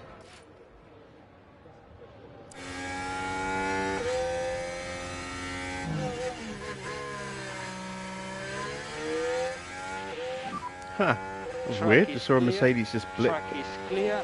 Or was it going into its garage? Start button off. Might have been going into its garage. I thought it was coming out and then went back in again. We will get clean runs on this lap. No traffic concerns at all, which is excellent. And Max is making his way out. Early for him to make his second run. He's probably going to get hit a bit of traffic on his at some point on his flying lap. Yuki Tsunoda is coming out now as well, and so is Théo Pourchaire.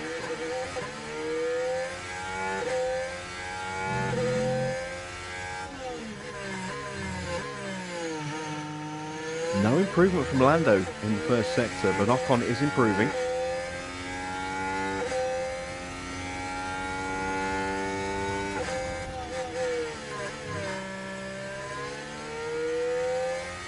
And we've got Perez making his way onto track.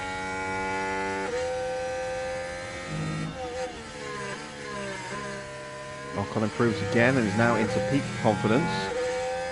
So he's going to be pretty much at max confidence starting his final flying lap.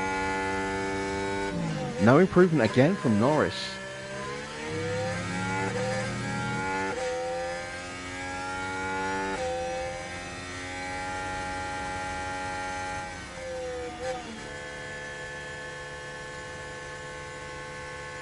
So Ocon moves up to 8th place, and he's going to be in peak confidence for his 3rd lap. Norris in very high confidence, but not hitting peak and not close to hitting peak either.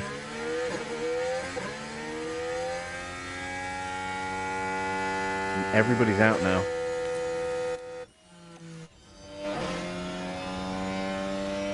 This is Max starting his flying lap.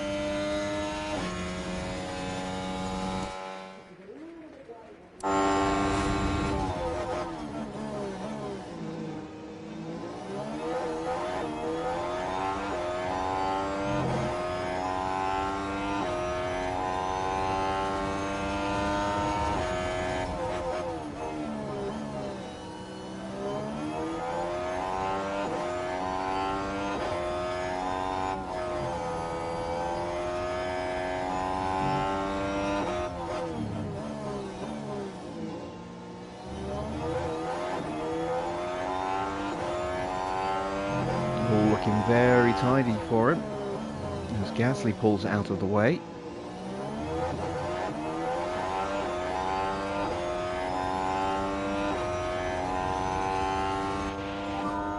And track is now clear.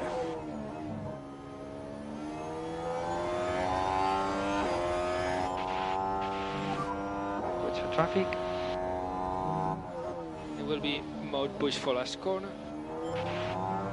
Now Russell gets out of Max's way.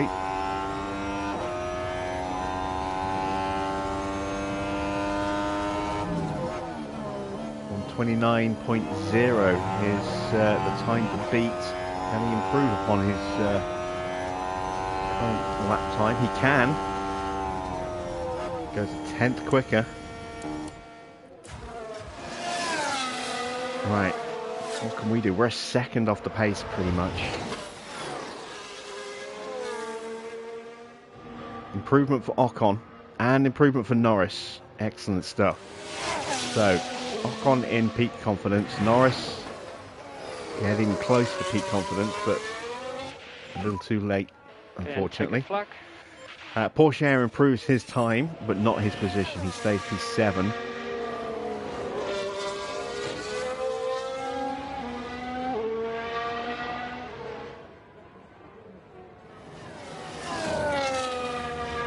Albon is 3rd.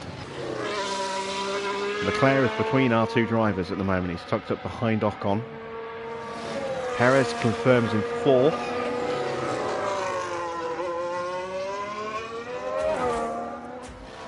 Both drivers improving again. Here comes Ocon.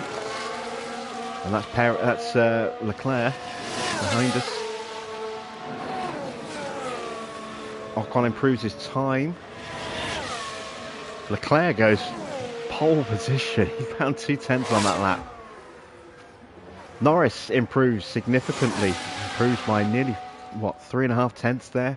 Goes up to 7th, splitting the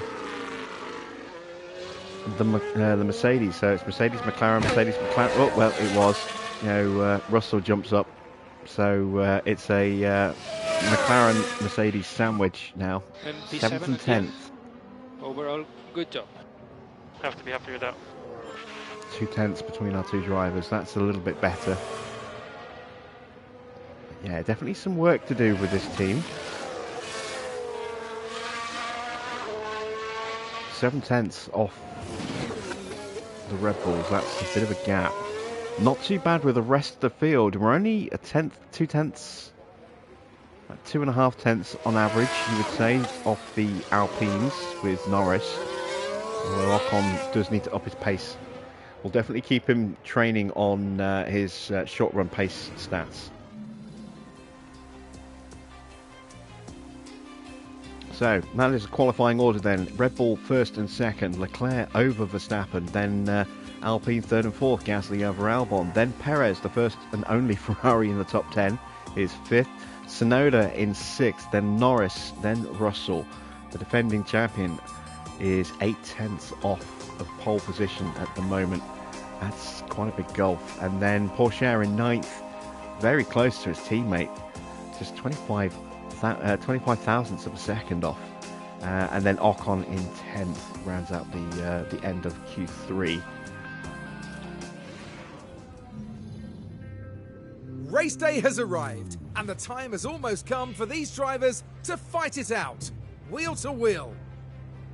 Bahrain has seen some of the most dramatic races in F1, like Sergio Perez's incredible 2020 victory, surging ahead from being last on the opening lap. The sky tonight is mostly clear, with only a few clouds. Nothing to worry about for now, but let's see how the situation unfolds. And there's going to be a lot for the teams to handle. So will the drivers and their cars be able to deal with the pressure here in Bahrain?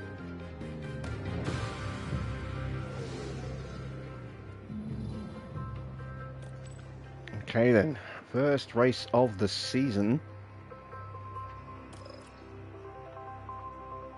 We've got two sets of mediums, two sets of softs, and a set of hards. So we've got plenty of flexibility with strategy based on whether or not we get any safety cars or red flags.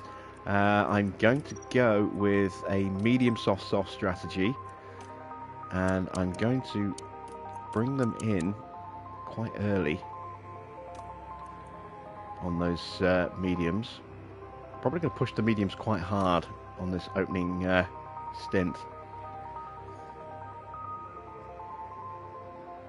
We're going to be looking at pushing them pretty much like that, like they're a set of softs.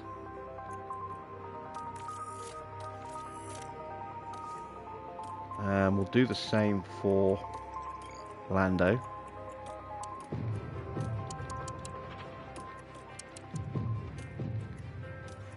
There we go. That'll give us some decent stint length on the soft tyres, which are the quicker tyres, but not too long on them, so that we're giving up pace from the mediums. In terms of fuel, we're racing with the Renault engine, so it's very fuel efficient. Apparently, the most efficient engine fuel-wise. So I'm going to take 3 laps of fuel out and push very hard at the start.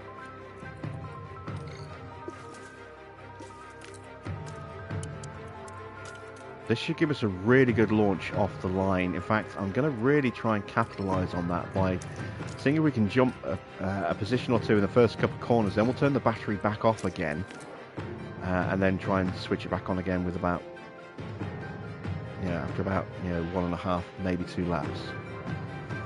See how we go. So we are ready for the first race of season 3. Let's go to the grid. Here in Sakhir, the floodlights are on, and it's nearly time for 57 laps around the Bahrain International Circuit. And here's George Russell, focusing on the race ahead of him. 8 isn't quite where they'd want to find themselves, but we know they're capable of turning this around. But there's no more time left. We've got a race on our hands.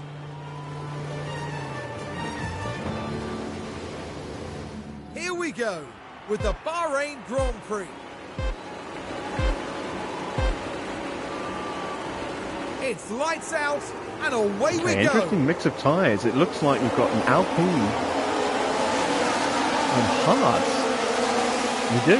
Alex Albon's gone hard tyres. Verstappen's on softs. Oh, it's a bit clunky, but no contact through the first corner. We're up to 5th with Norris.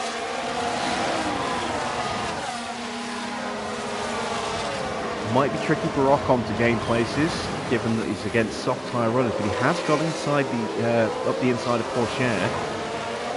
Can he hold that position? The grip of those soft tyres is going to be mighty.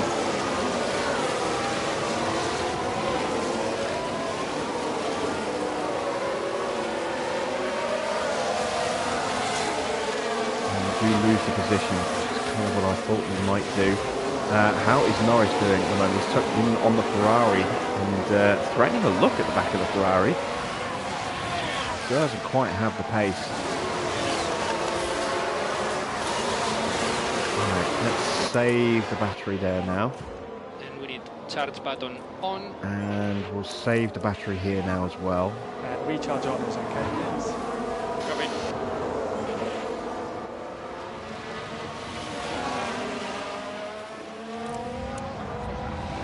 Keep an eye on those gaps. Schumacher behind is on mediums. Okay, that's good. A little easier to defend than against soft, but we know that that means he's pretty quick in a straight line, and oh wow, he's immediately on the attack. He's going to get us. I'll have to throw the battery back on for And Ocon. use overtake. Copy.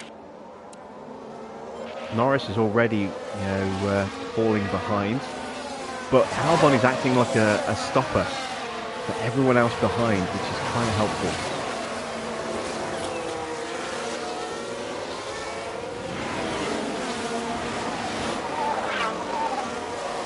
That's a very interesting choice to go.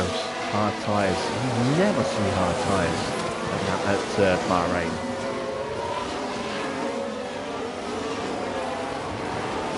Don't have any pace. Maybe Albon's going for the one stop. He must be if he's gone on to hard. If he's starting on hard time, he must be going for the one stop.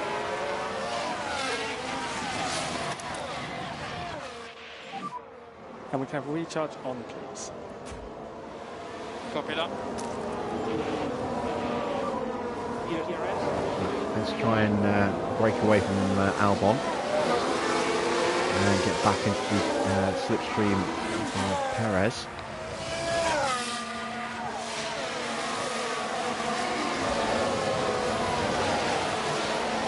We'll play a waiting game, I think, with Ocon here.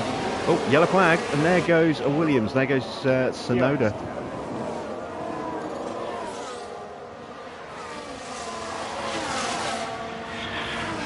Right then, we can take a look now. Now here we are at the final corner. And there's the Oh, he lookup. was so Now, close they to did hitting the leave back it of Russell very there. late.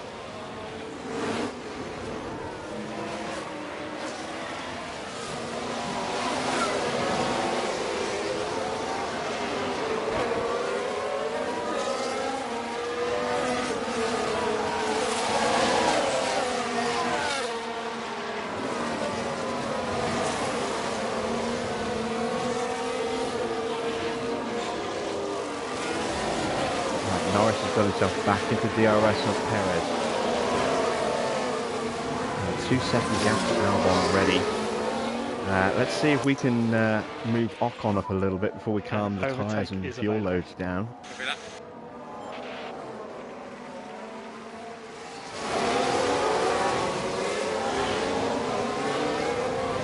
Norris is going to have a run. Go around the outside of Perez here. Yes, he can. Good move. He's trying to find his way past Porsche.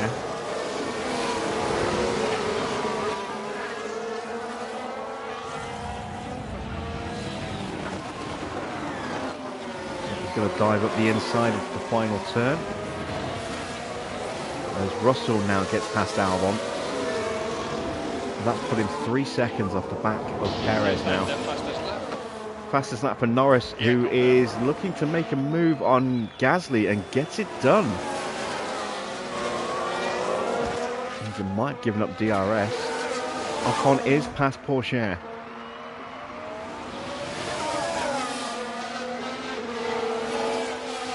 Need to get past the Albon ASAP here.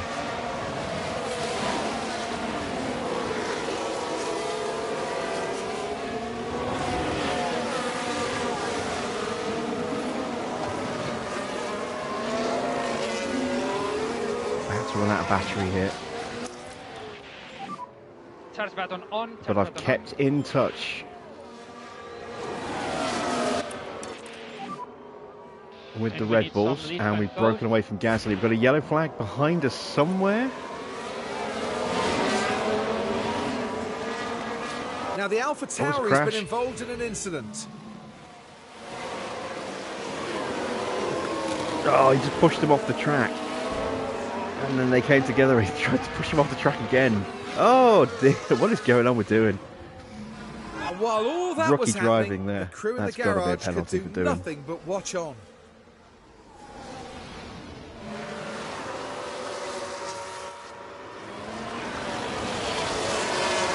Still have not got past.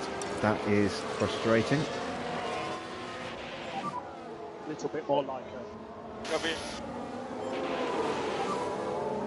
And just a reminder on garage. Can we just... No, recharge on, we're out of DRS of the Tauris. Sorry, of the Red Bulls. Yeah, Doohan has got a penalty. And there were 2 bits of contact, so he might have a double penalty there.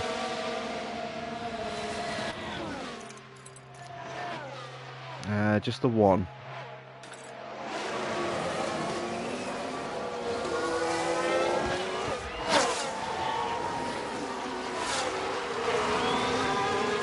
As Albon sneaks back up the inside of George Russell.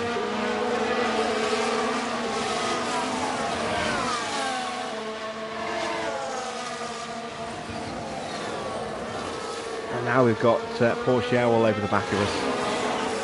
Yeah, we're desperately getting held up by those hard tyres at the moment. We really do need to find a way through, but it's tricky.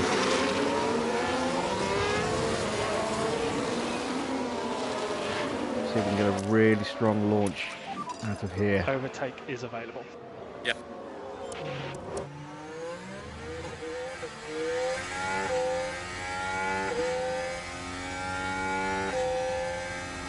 Can we get them both?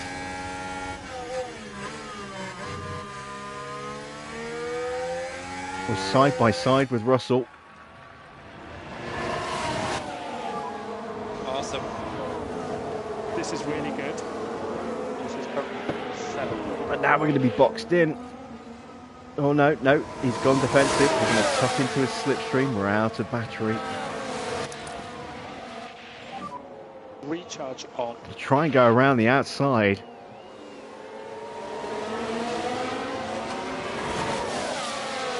Tuck into the slipstream. And make the move into turn 1. Otherwise we're going to get caught by Russell. There he goes. Ah. Good launch. DRS opens. Come on, get past him, get past him, get past him, get past him, get past him, get past him. No.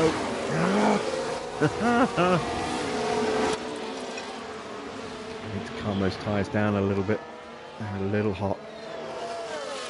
See if we can get a little bit of battery saved as well. And save fuel from now, please. Save fuel from now.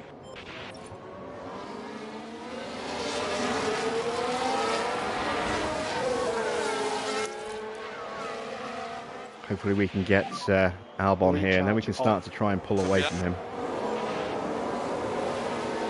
If he can hold up the Mercedes for us, that'd be great. Look how close the field still is.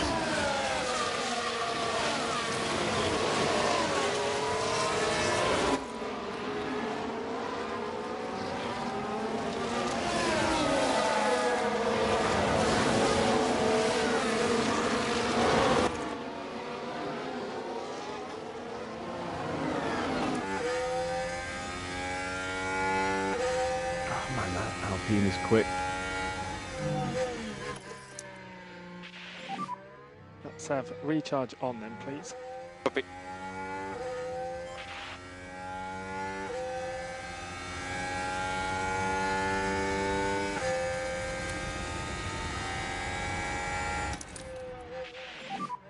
So Probably recharge giving on. up DRS here.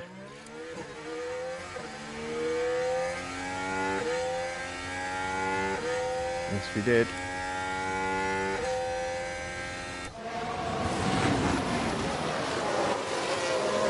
Move covered.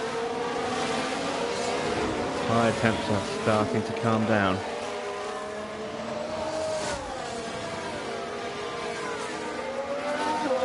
See if we can get onto the back So of those Red Bulls again.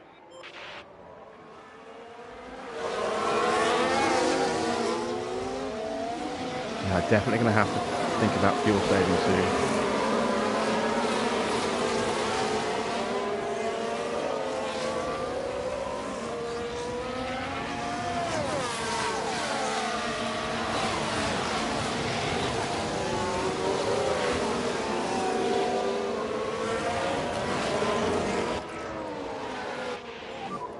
We suggest a little bit more light out.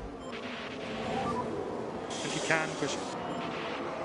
Couldn't quite drop Perez there. We've got no battery left again. And charge button on. And I don't think we can keep them, keep close enough to them. So we'll just cool down the tyres again. We'll start the fuel save and start rebuilding the batteries. And if we end up in a train with Perez swapping places back and forth, then that's not too bad. Take a look at tyres. So that's why we're struggling to keep pace, because Verstappen is leading the way on those softs.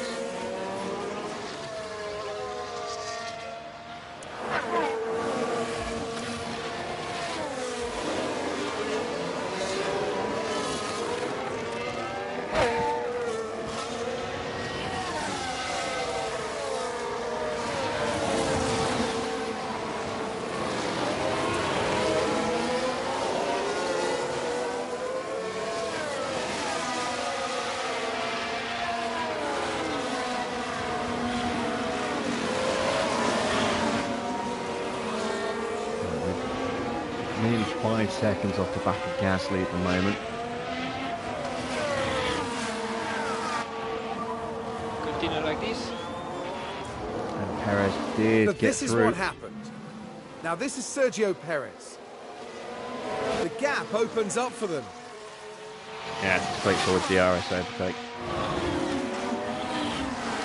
But that's okay. We'll use this now as a chance to put some battery into Norris's car. Charge button on. Charge button on. Okay, go fast.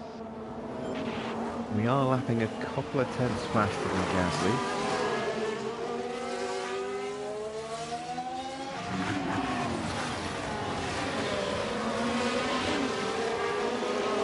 But we're always going to be at risk from that Alpine of Albon.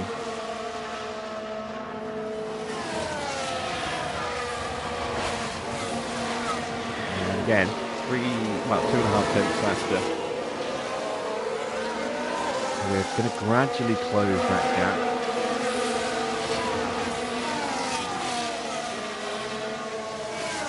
Verstappen now stretching his legs a bit as well. He's broken clear of Charles Leclerc.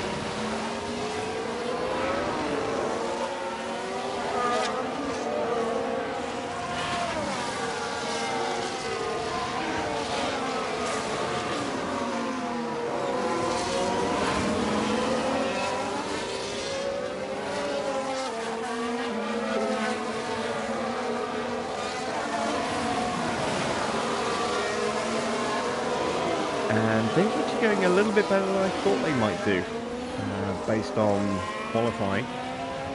Norris is showing some really strong pace at the moment.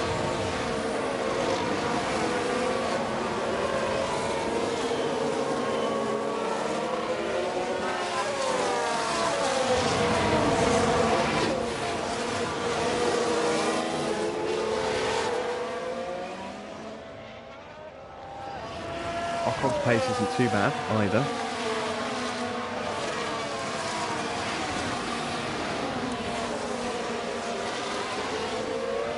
Pretty much on a par with Perez at the moment. Although he is pushing the tyres a little bit harder and saving fuel as well, so it kind of balances out. Stripping all that extra fuel out at the start definitely gave us a lighter car, which enabled Norris to jump a couple of places very quickly. Oh, we've got a lock-up. It's Schumacher. And it was Mick Schumacher involved. Things were going smoothly. The brakes couldn't cope. It was just unable to do much And about he it. loses a place to the Ferrari.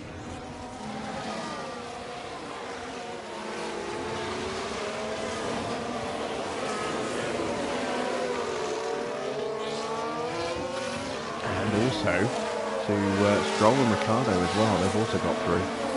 So 3 places lost for Schumacher there.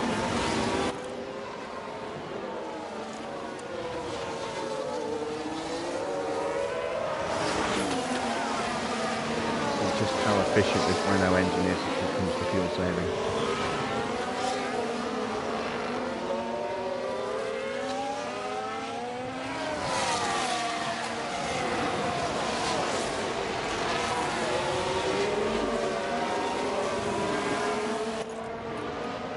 Ocon is pretty much maxed out of confidence right now, which is excellent.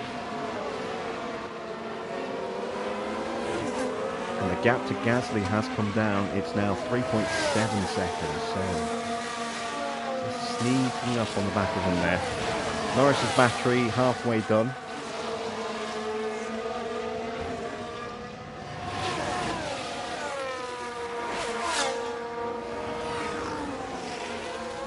Going to be boxing in Energies are good. 7-8 laps time. Confirm.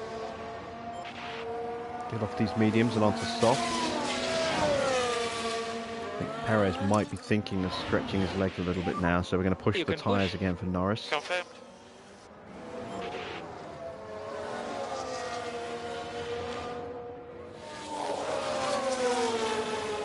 Norris is looking to try and stretch away. It's going to top up. And charge button on. Charge button on.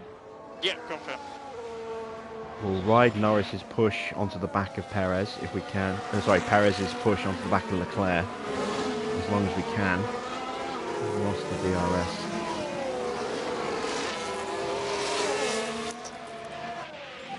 Right, well, we're going to go with him. Yeah, okay.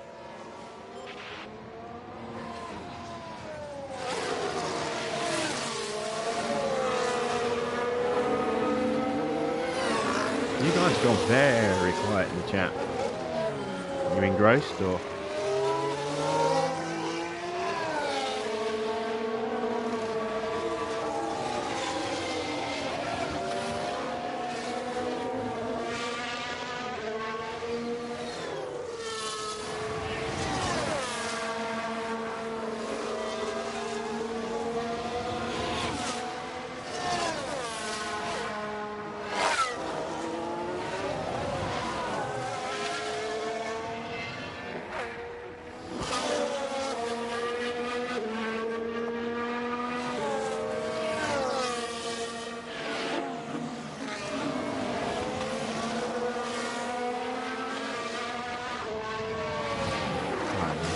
Back into range, and Perez has got himself within 2 seconds of Leclerc as well, so now we can go into top up and just ride the back of that Ferrari onto the Red Bull, hopefully.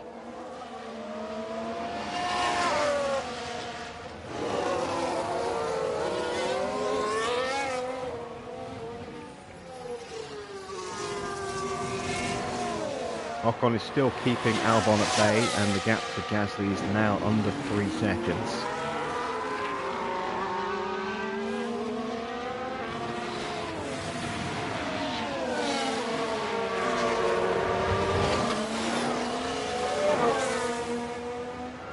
I think with a few well-placed upgrades based on this race alone, we could certainly insert ourselves into race win pictures this season. I think the championship is probably a little bit too far ahead of us.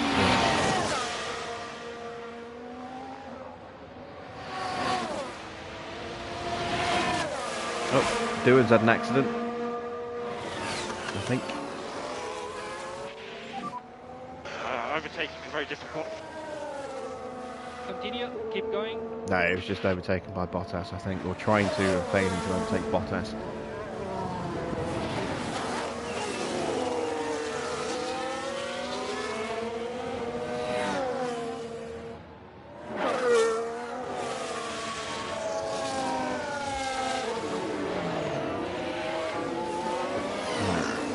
We're going to push on past the Ferrari now. Get onto the back of Leclerc.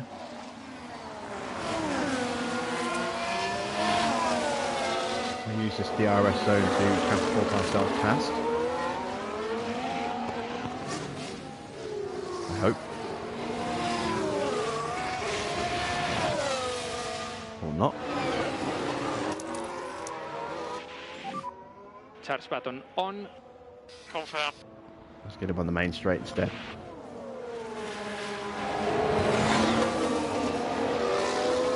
And the fuel load is coming down nice and quickly. That's good to see.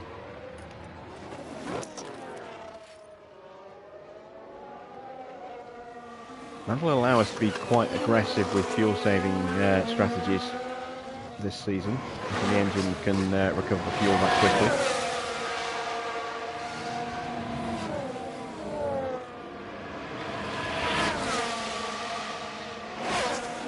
Oh, Albon got past us. He pushed. And now everyone's pushing. We're getting swamped. Alright, let's tuck in behind Russell. Norris is through. Going to keep on having a crack forward. And recharge on now is okay, please. Copy.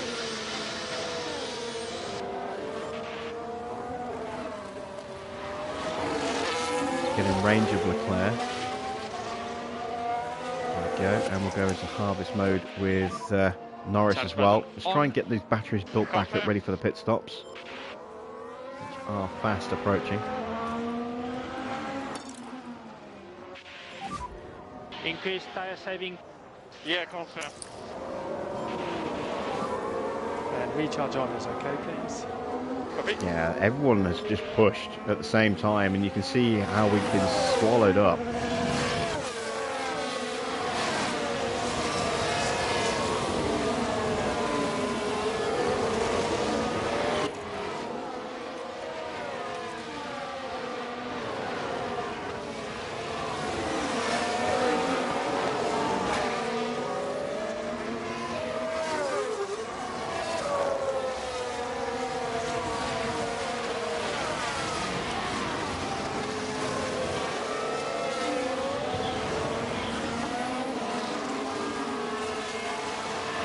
That is a pit window warning, so we can go full attack on these tyres now. Because I've only got to do another 4 laps. Stay close.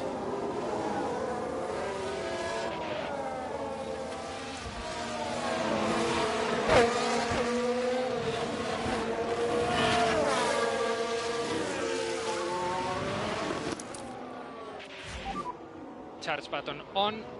Confirm. Still coming under pressure from Porsche. Closing the gap on Russell. We don't really want to push the battery. And we need to keep the fuel save going.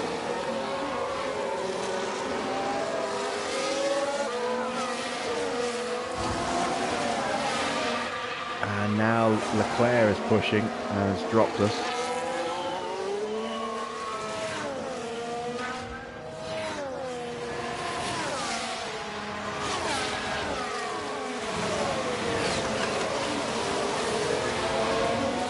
Russell is past Albon now.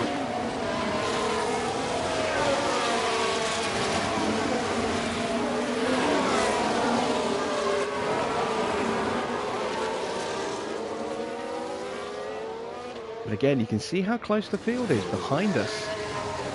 We've got Porsche and then Giovinazzi, then Sainz, all in the train. Ricciardo's only just out of that, and he's got Schumacher and Stroll and Zhou behind him. There's a little bit of a gap to De Vries. But yeah, the midfield very tight. Very tight.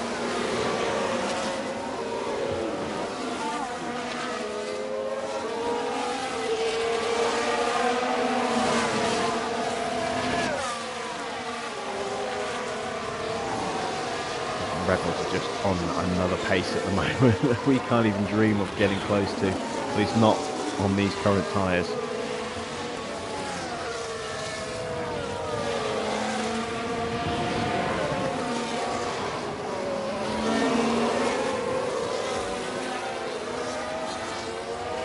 Ocon is now back in range.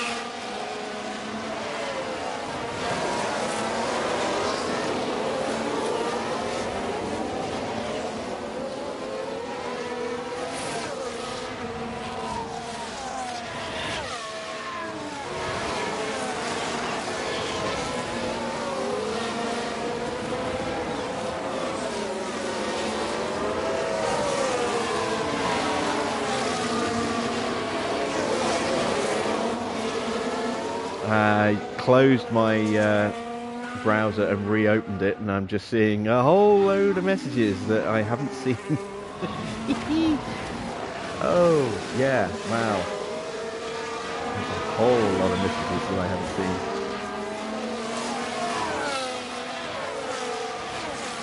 And yeah, no, Farah, I was not seeing your inane messages.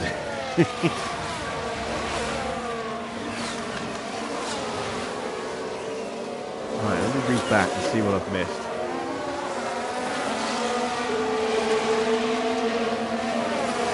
Even Leo, even Junior.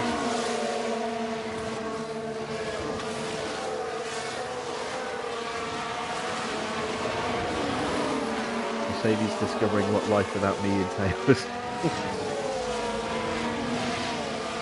Well, no, I mean that's not really fair. I mean we broke the cost cap very early in last season, which is why we missed out, what, 3 months worth of research. So the Mercedes is coming into the season a little bit undercooked, and it would be the same whether we were there or not.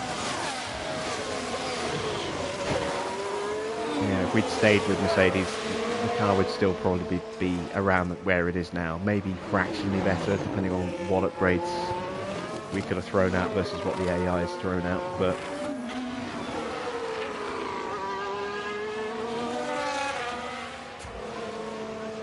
oh, yellow flag. Got some drama.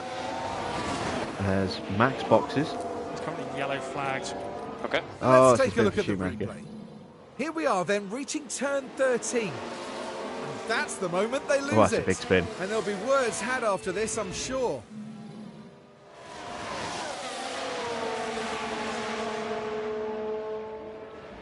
Am I not slow because after the first few laps because I can't push as hard though? It depends. On this circuit you can, you can stay in the DRS quite comfortably for the most part, unless the AI has a push lap, and then it becomes tricky. Which is a very good position to be in.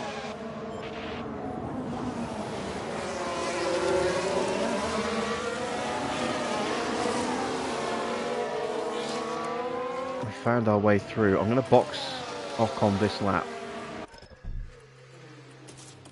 Just fearful of an undercut from all those cars behind I us. suggest we box this lap.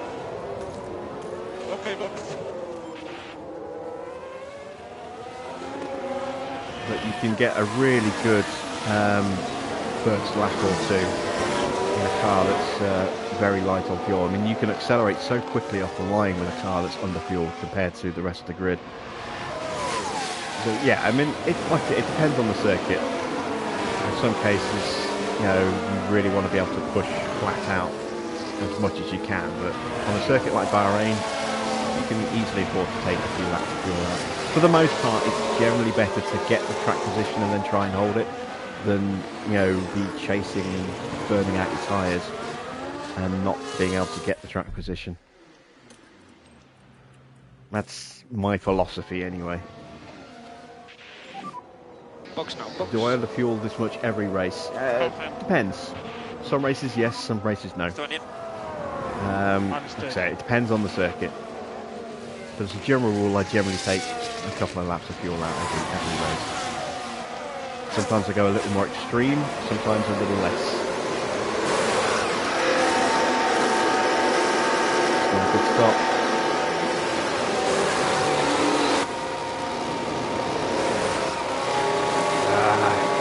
Lost some places.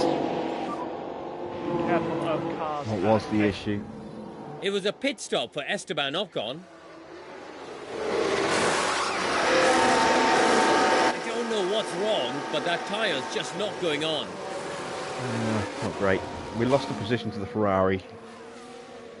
Right, we managed to hold off everyone else though, so that's okay. Right, let's drop the tyre pace down to get them warmed up. No need to push the tyres. Copy. Norris is going to be boxing this lap.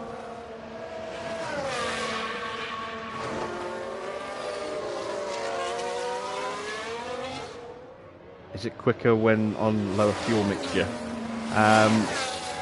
It's quicker to save the fuel when you're on a lower fuel mixture, not necessarily quicker race pace.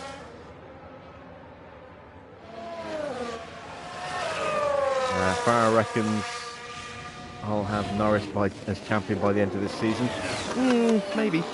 I think I'll be challenging for wins, but I don't think I'll be able to win the championship. Although having said that, Copy. given where we were with Mercedes at the start of season 1, we won the championship with Lewis at the end of season 1. It's not impossible. There we go, that's more like it with a pit stop, 2.1 seconds. And track will be cleared. Much more like it. Oh, we are behind Doohan, who hasn't stopped yet, so we've just caught past him. Or Science has caught past him, we just caught him. Press overtake. Yeah. And we need to look after the tires. Right, 6.5 seconds behind Max. Leclerc has yet to stop.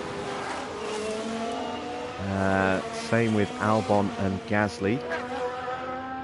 So we are running a net P2 at the moment. We're 2 seconds ahead of Perez, and our tyres are in much better shape. That's excellent.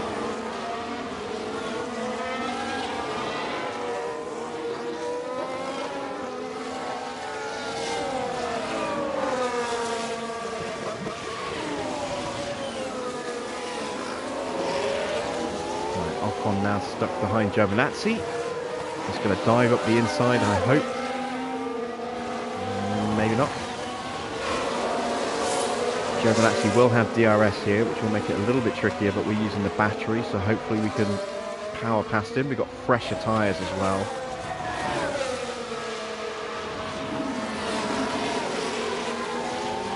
There we go.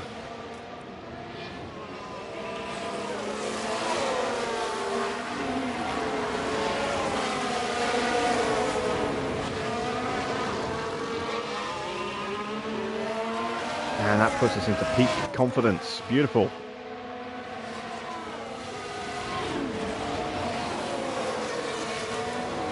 Right, Porsche has pitted.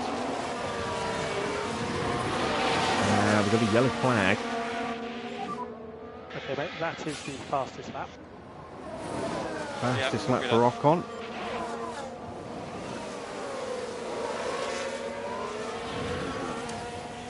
Don't get to see what the yellow flag was for. Verstappen has caught and passed Albon already.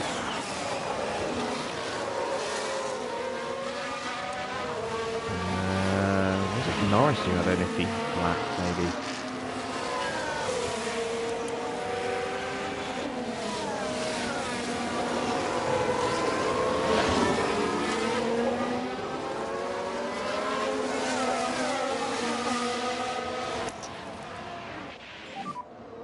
So deployed. Yeah, confirm.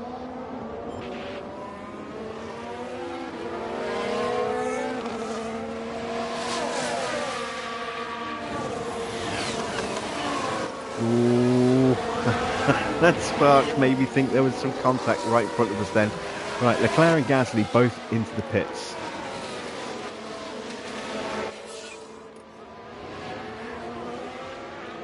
And Leclerc's already changed his tyres. He's gone on to a set of softs. Gasly gets off his mediums and goes for softs as well. They're going to be softing it for the rest of the race now. Ocon is now out of battery. Let's calm the tyres down. And recharge on. Norris is behind Perez. Perez must have caught and passed us. caught Albon, who's yet to stop. Let's save his tyres, and I'm going to start saving the battery care of the for tyre. Norris as well. Yeah, confirm. Norris is ringing the neck of the car. Yes, he is.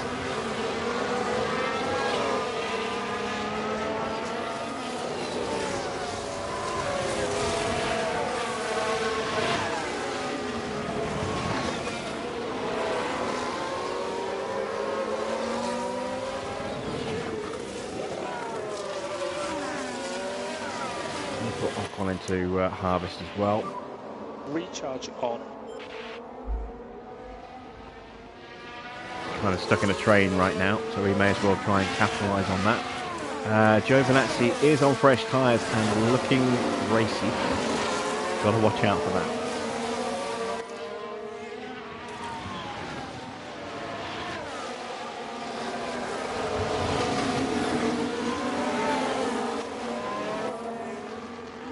And Albon finally boxes. So, now that Norris is not in someone's DRS, let's put him into neutral. Charge button on. Yep, all good. Soft tyres, that's not a good stop. Soft tyres. So Albon's two-stopping. Why did he go hard if he's two-stopping? Oh, maybe he just didn't have any mediums. Maybe he used them all in practice.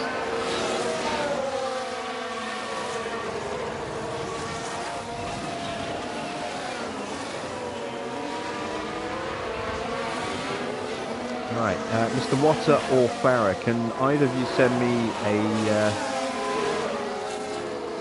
message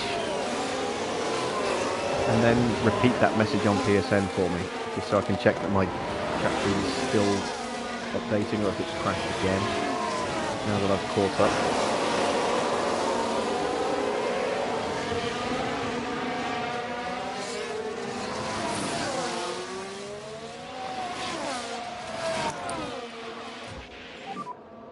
And recharge on.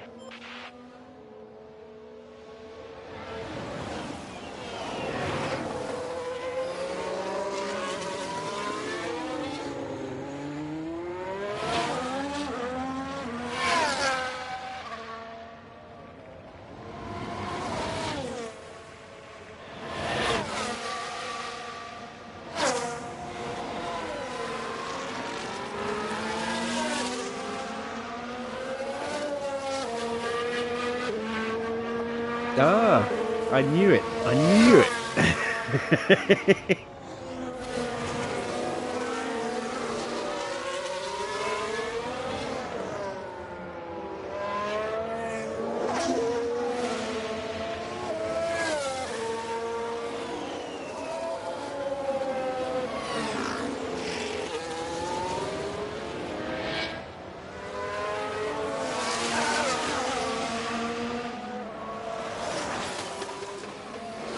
Yeah, it looks as though it's updating, given that Farah has just professed his love for Lewis.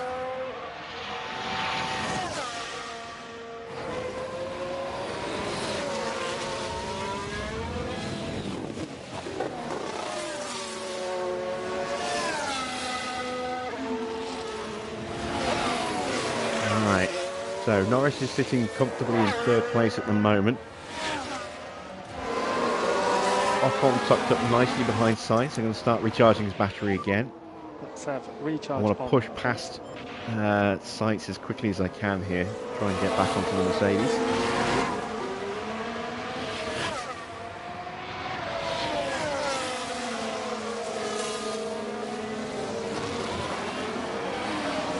Baron says he wants Lewis out of retirement.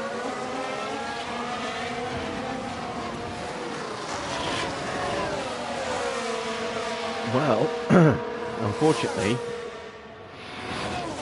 we will be retiring at the end of this season. But who knows, if Ocon doesn't work out, we could hire Lewis for the second half of the season.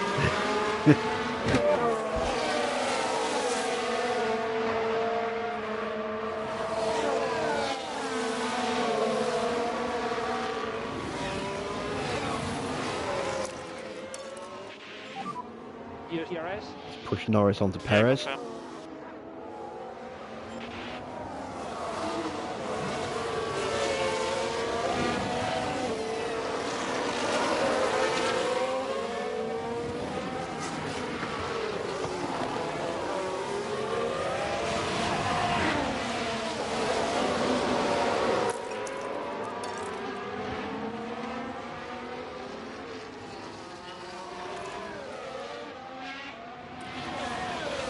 No, I wasn't quick enough to catch up on that, unfortunately. I'll try and get him on the start-finish straight. Recharge on. Bring Lewis back to McLaren.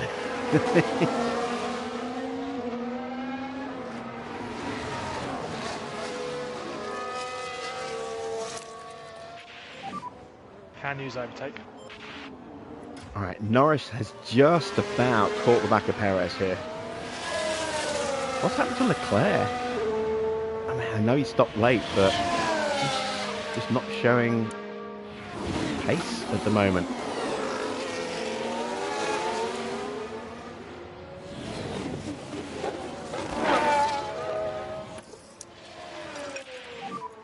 Charge button on. Yeah, good. All right, we've caught Porsche.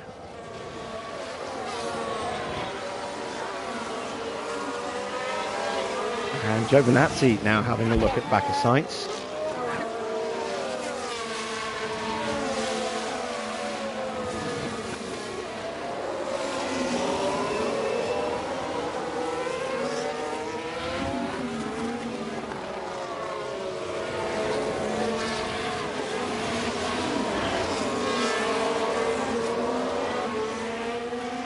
Yeah, maybe, Steve, but unfortunately he has actually now in-game officially announced his retirement at the end of this year. So, like I said, we might possibly be able to get him on a short-term contract, but I don't think he'd even accept that. I think he's just going to sit in free agency to the end of the season and then disappear from the roster entirely.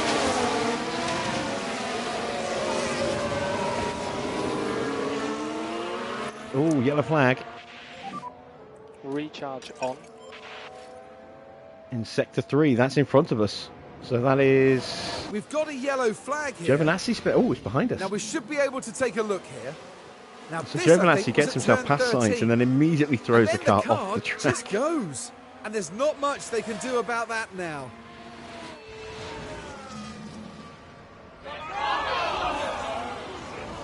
You wish they update the liveries, or you could select what you want. Yeah, and this is a point I raised about a few weeks ago. I said it'd be really nice Just be if careful this time. they would add in the special liveries, which aren't really all that special anymore because there's so damn many of them.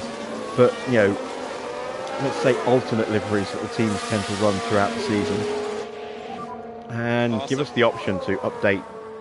Doing a good job so far. So patch in the chrome livery from McLaren and the stealth livery, and then for Williams you could run the Gulf livery, or even their 40th year anniversary livery that they ran at Silverstone.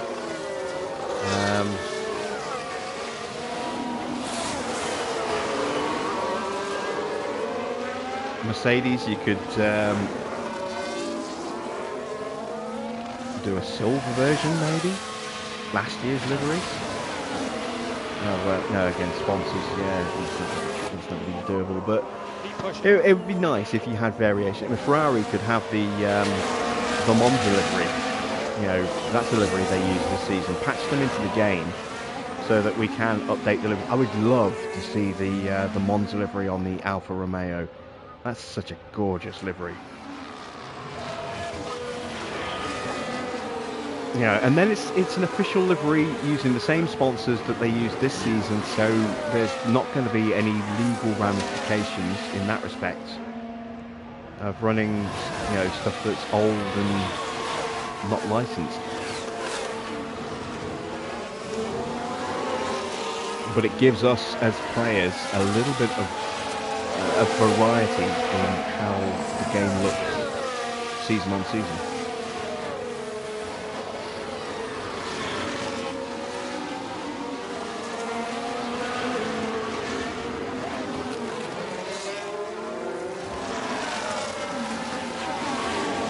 We're almost ready to start pushing past Perez.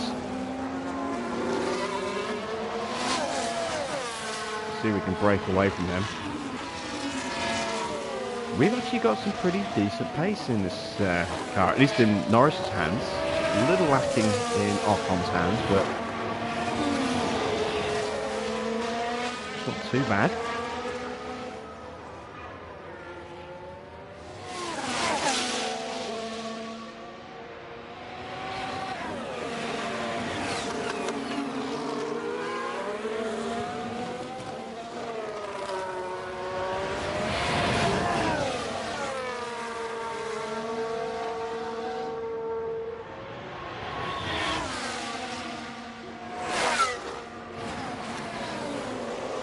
Should have a Legends mode. Yeah. Energies are good. Yeah, confirm. Not overly fussed about that. It would be nice, but it's not really that high a priority for me anyway. Interestingly enough, on the Steam group for this game, the question was asked, again about my team mode, and Steve from Frontier did say that they have no plans to add that feature. They know it's a highly requested feature. They have no plans to add it this year, which suggests that maybe it's something they're going to work on for next game. Maybe.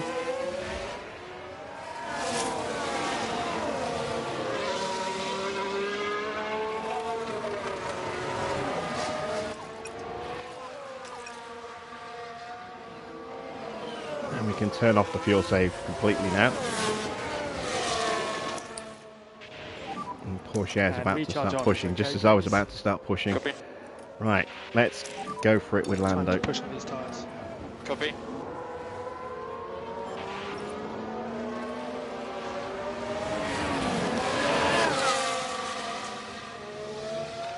Do I think multiplayer will be added? No.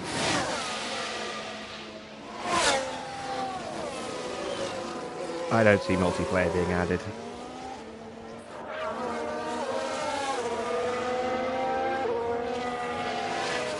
At least not for at least the next couple of games. If there are another couple of games,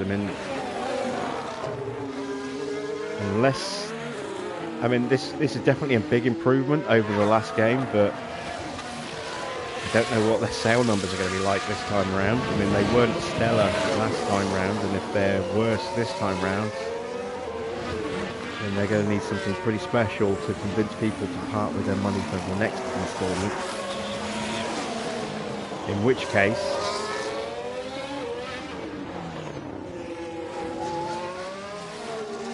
if next year doesn't do very well, then that could be the end of the franchise.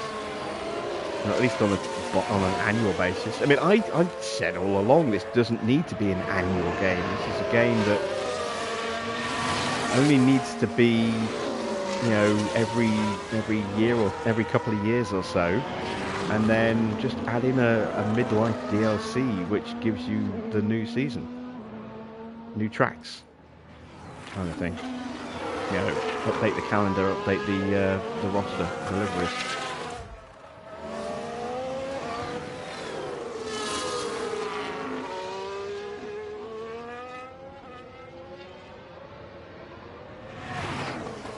It'd be cool to race with me in the same race. You get your ass handed to you. According to Baron. No, I don't know if I would, definitely beat everybody. I'm good at the game, but I'm not. I'm good at it in a single player context. I have no idea how good I would be against other people. This game doesn't support that. So Norris is absolutely flying right now. Look how far we've pulled away from Perez.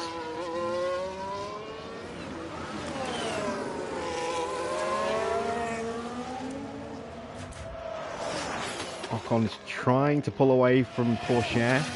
Just about, if we're lucky. Break for 1 second.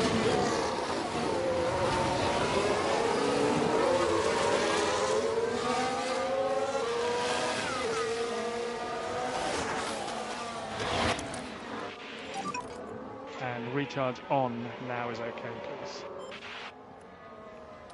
Just save a touch more fuel with We Arcon. want a little bit of LICO. Charge button on. Confirm. Aaron says maybe I'm being Just take nostalgic, care but of you the wouldn't tyres want for the classic mode without the old track, the sponsorship, Murray Walker, etc. Well, yeah, this is the thing. I mean, And just, if you're going to go, on garage. say, Yeah, 90s, confirm. I'm assuming that's what everyone means by classic, you know, in the days of Prost, Senna, Mansell, etc., then you would need the calendar from that year, along with the drivers and the liveries and the teams, because teams are very different. But you would certainly need the calendar. It would only be 16 races, though, don't forget. So you'd be losing 7 races a season.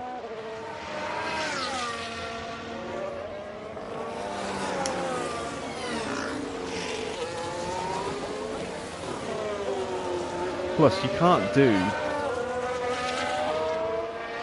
the old, going back to that era, without having the brutal unreliability added in as well. 90s wasn't quite so bad as the 80s, where, you know, in the 80s, you know, at least a third of the cars failed to finish pretty much every race. You had it back in the 80s. You had a very clearly defined number 1 car and a number 2 car, and the number 2 car had a something like a 60% chance, 60% less chance of finishing the race compared to the number 1 car, because all the good components were on the number 1 car and all the iffy components were on the other one.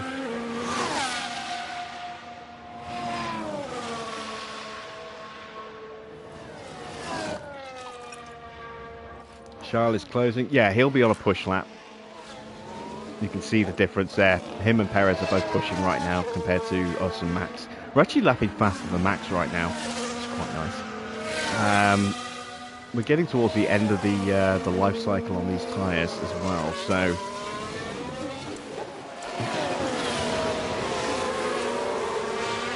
Max has pushed his tyres very hard, as has Perez. We've still got tyres in actually very good shape with Norris, who has got probably the best tyre wear stat on the grid, I think.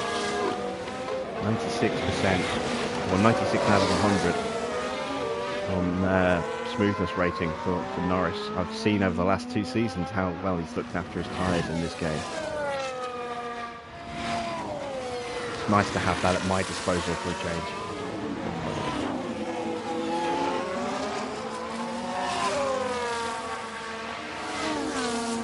9 seconds off the back of Russell now.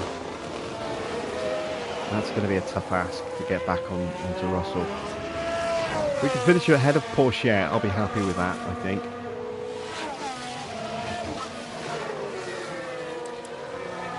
Albon's way out of contention as well. Down in 14th place right now.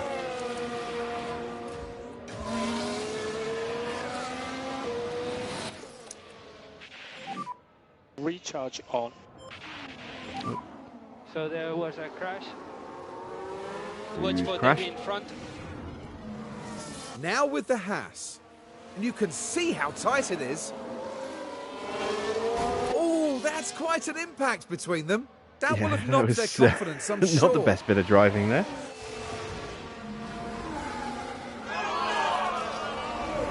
Italian Jesus And recharge might on, be able to walk on water, but he can't drive Yeah. on sand.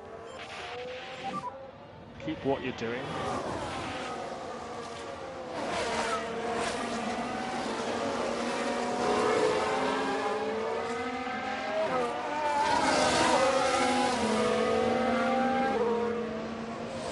This game needs a split timing screen. Yes, I've been saying, you know, it needs live split times for, well, over a year now.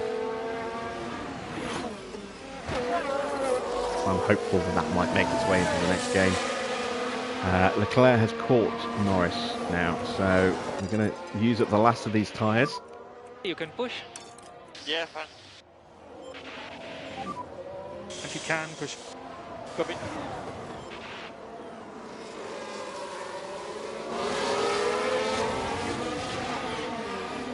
You thought Perez would have a good tyre wear. Yeah, some of the stats in this game make no sense at all. Like, Lewis is one of the best wet weather drivers in Formula 1, hands down. And yet he's got a very average adaptability rating. A lot of the driver stats are not really based on the driver, they're based on the car. It's like they build the pace of the car and then they build the stats of the driver around the car's performance, which is why I think Piastri is so bad in this game. Because Piastri is a phenomenal driver. He's one of the best rookies we've seen in a long time. You know, probably since Max. I think he's probably the best rookie we've seen since Max. You know, he is just a natural talent. But in the game, he is probably the worst driver, you know, on the grid, apart from Sargent. You know, his stats are just terrible. And it's based on the car not looking great at the start of the season, and the fact that when they did get upgrades, they gave them to Norris and not Piastri, you know, for the first few races. You know, once Piastri started getting equal treatment in terms of the upgrade components, you saw from Silverstone onwards just how good he is.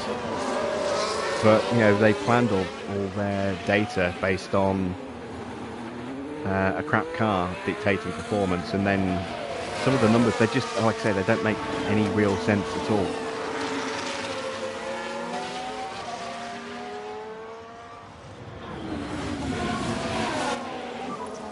I can't do anything, guys. It doesn't matter. Doesn't matter. So recharge on. Coming.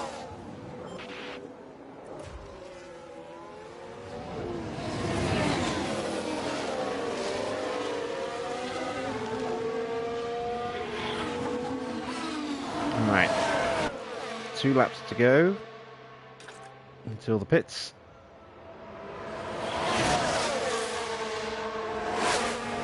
Where did Stroll come from?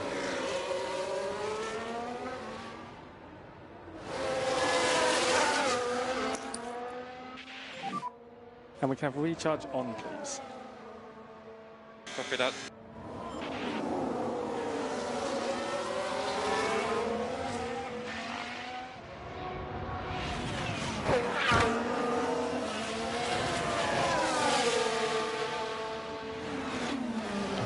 Off Stroll.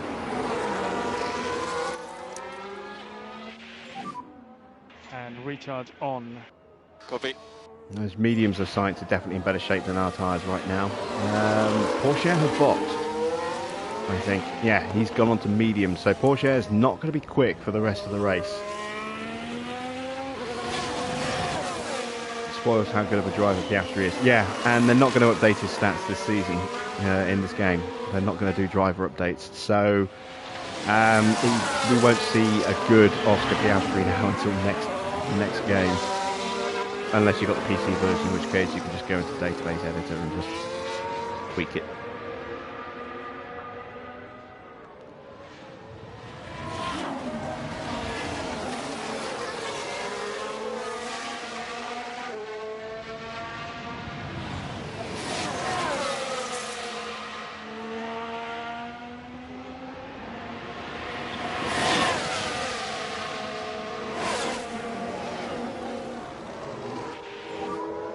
Temperatures are going slightly up. Confirm. Yeah, I'm not worried about tyre temps. They're coming off at the end of the next lap.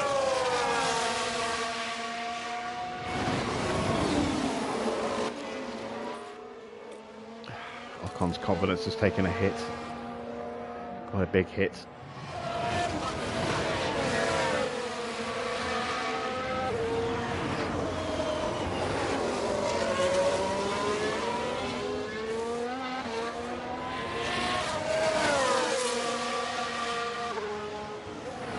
Piastri definitely has World Championship potential in his future, but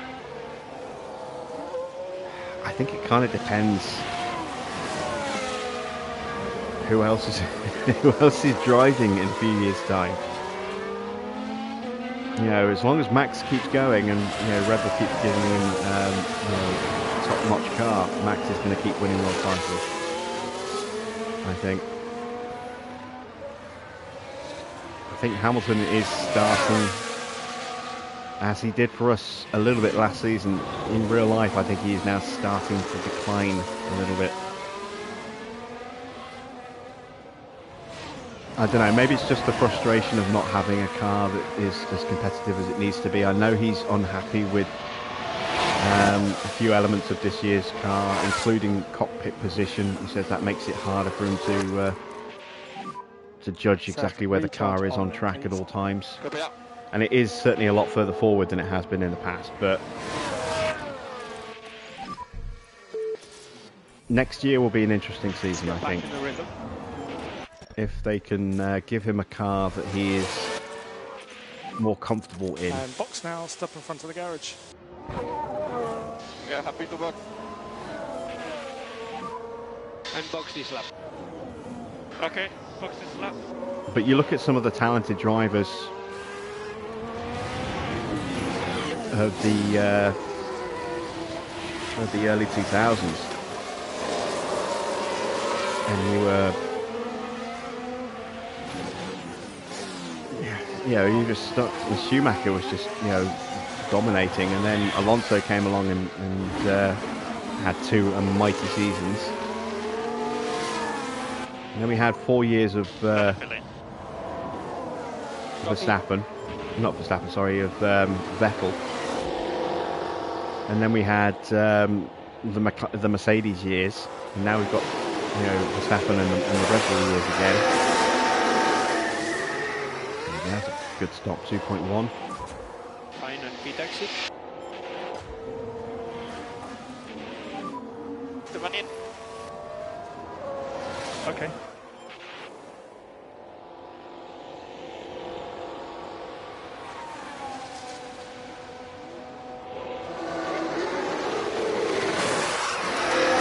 Why didn't they make two versions of that merch? Cost cap.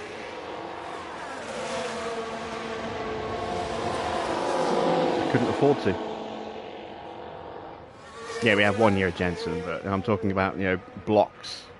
And you look at all the drivers that had championship potential and just never actually had a sniff because of who they were up against.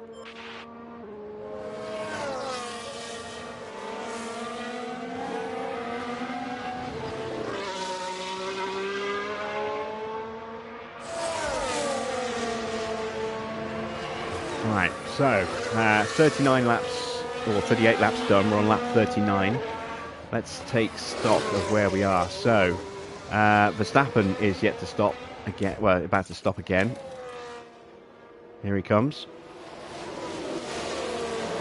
Verstappen's going medium as he went soft. So maybe we have a little bit of a chance of actually catching and passing Verstappen.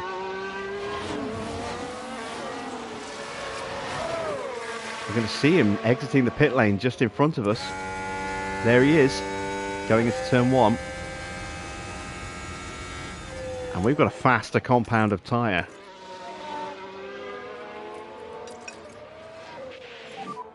Look after the tires, please. Yep. Overtake is. And we're not fuel saving now. Copy.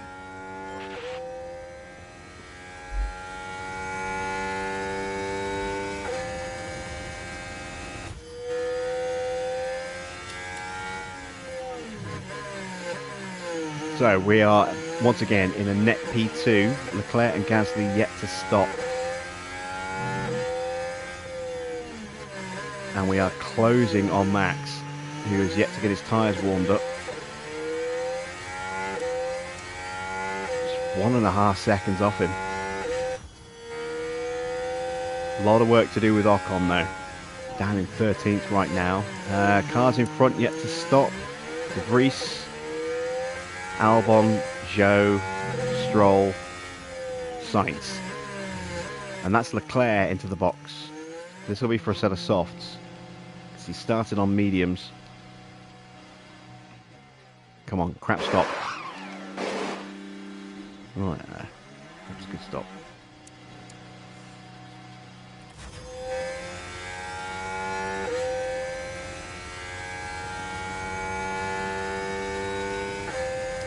Strolls into the box.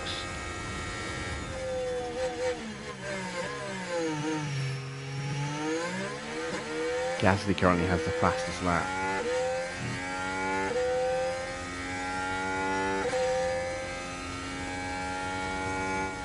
Evening FPG.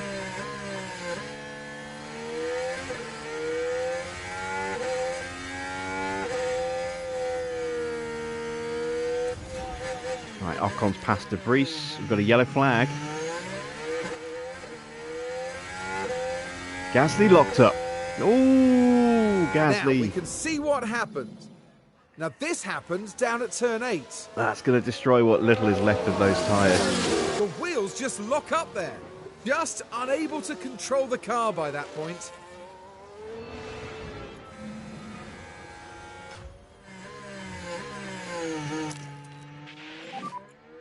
So deployed. Confirm. Maybe not. 41%. They're still there. Another yellow flag. Oh, that's Russell. Russell with a lockup at the same corner. Let's see what happened there. It was George Russell involved. Everything's all right here. And the car just locks. But that's just the risk you take. The later you leave it.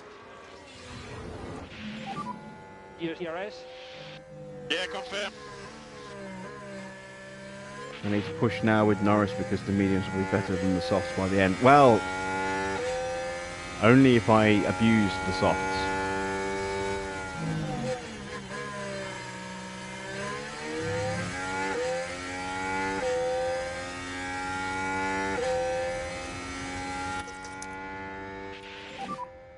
And charge button on. Cool. We need to save tires in high speed. Yeah. Gasly does box this lap.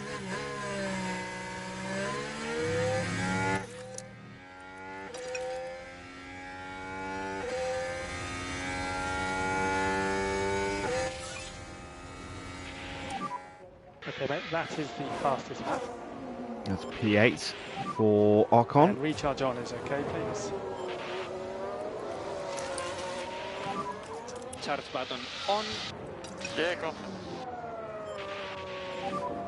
And tires Max are is good going to start push. pushing Yeah, confirm. probably this lap.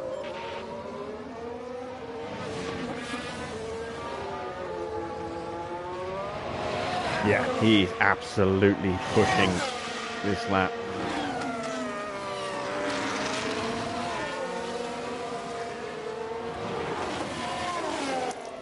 Let's go after him.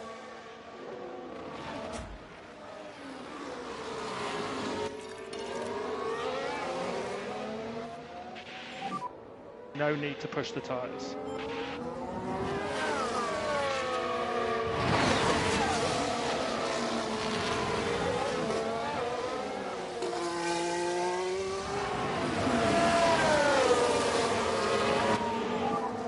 Awesome. This is good so far. This is currently P7.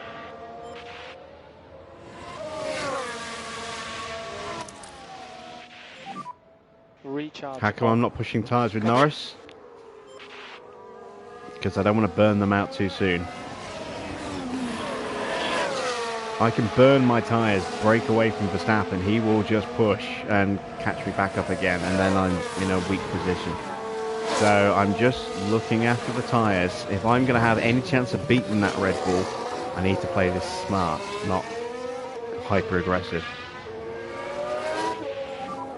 Let's get back in the rhythm now. Verstappen is pushing right now. He'll end up having to calm down again. I will start to close back up and I can rebuild my battery. And then if I can just stay with him and they can break away with a couple of laps to go.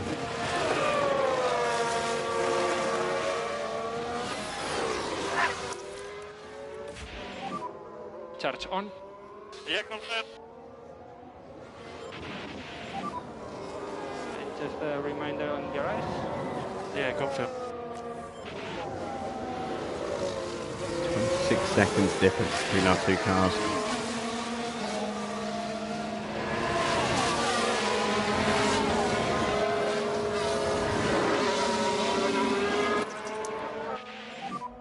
And recharge on, recharge on. Try and get a bit more battery knock on before we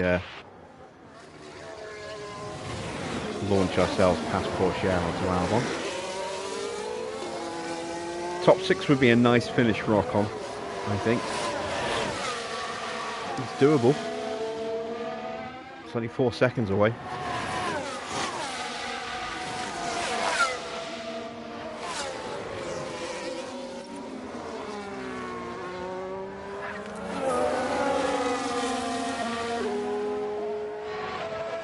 Okay, so Max pushed on the last lap. Let's see what happens on this lap.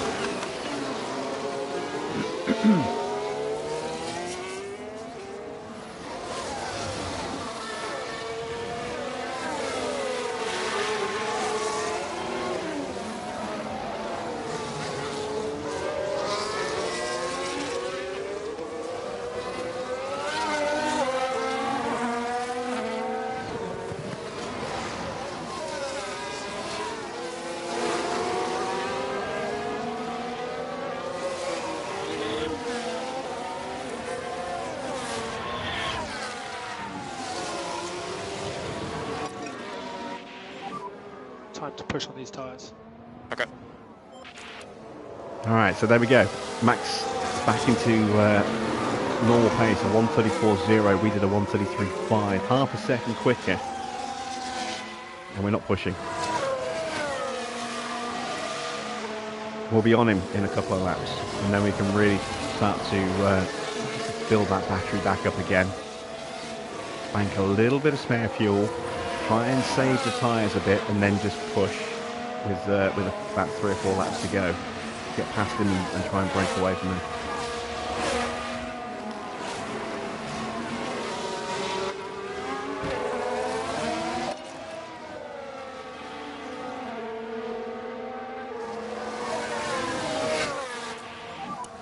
Let the tyres come For whatever back. reason, Albon is just not looking quick on this. Oh, he hasn't boxed yet. He's going to be boxing soon, so we want to try and catch him and pass him for the confidence boost. Copy that. If we can. Let's see if we can get Porsche and then straight onto Albon before Albon hits the pits, but I think he's going to box at the end of this lap, so I don't think we're going to catch him in time.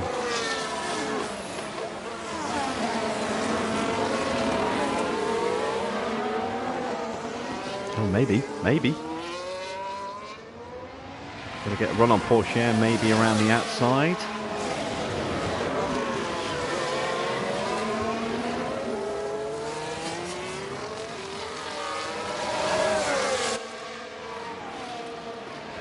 Excellent, and now we're going to have another crack straight away at getting past Albon.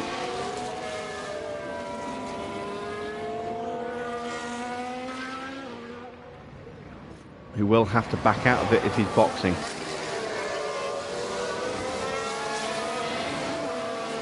Oh, he's not, he's staying out another lap. I don't think he's going to try and go to the end, he can't. Those tyres will not last.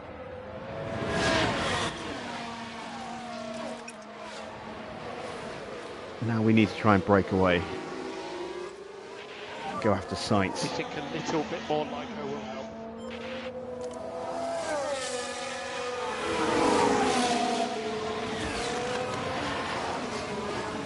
Ease up a little bit So we need to push. onto Max. We're not closing quickly enough. No lift off needed. You are doing a good job. Cool.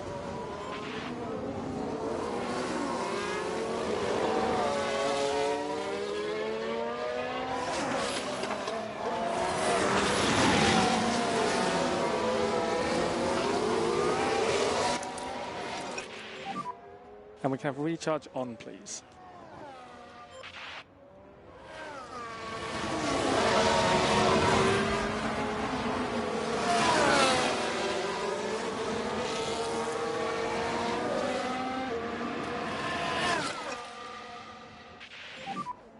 increase lift and coast.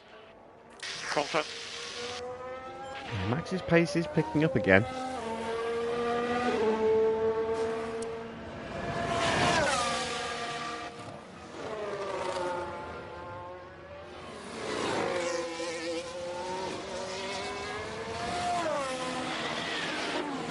At the end of the day, I'll be more than happy with second place. Given how far off the pace we were in qualifying at one point.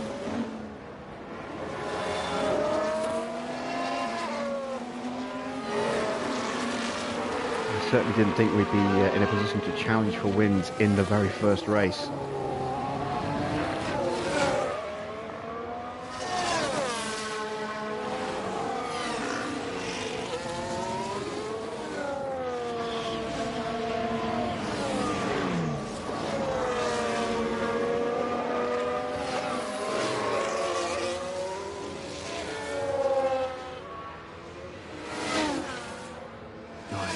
Tell me Max isn't going to get DRS. No, he's not close enough.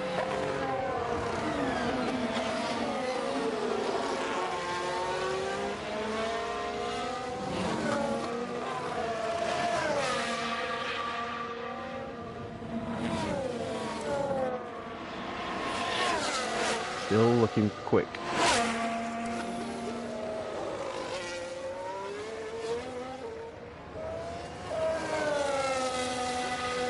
Oh, we've caught sights. And recharge on now is okay, please.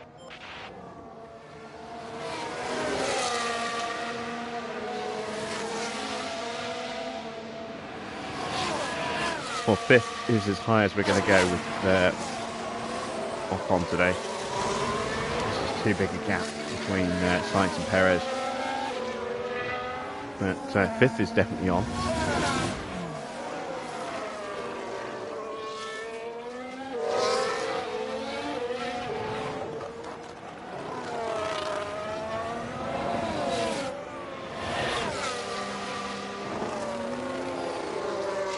And we're going to get Max on this lap. Well, I think Max might be going slow on this lap, so he might be rebuilding again.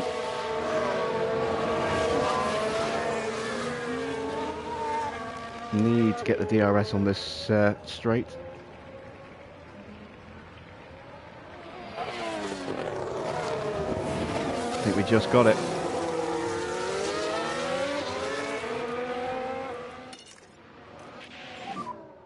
Yes, we did. To take care of the tires. Okay. Tires button on. Confirm.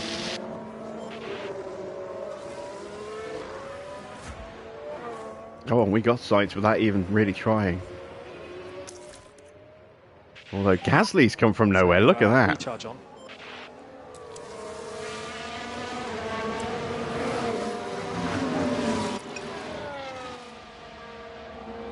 Got a real battle on our hands here for fifth place now.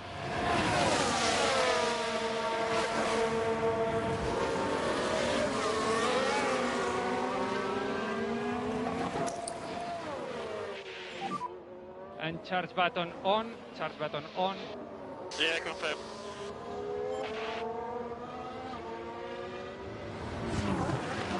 Leave him in top up while we close in on the back of that AlphaTauri, because Max will probably get DRS at the end of this lap.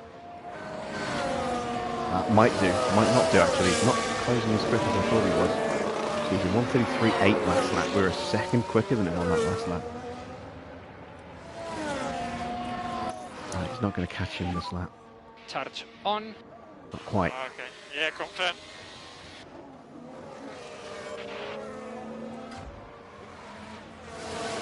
Gasly got through. We've left sights in the dirt. I can't do anything, guys.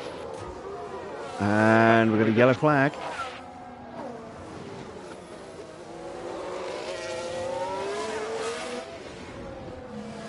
Here we are, going into turn 9. Just a bit too wide at that point. Perhaps a little lapse in concentration, maybe. That wasn't that bad.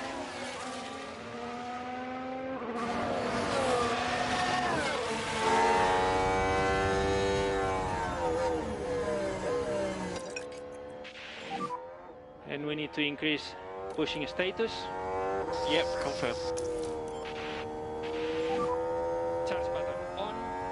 Confirm. Right, Max won't get DRS here because the AlphaTauri will pull out the way. It's going to block us, but we definitely get DRS off the back of the AlphaTauri, which makes up for the fact we lost it from Max.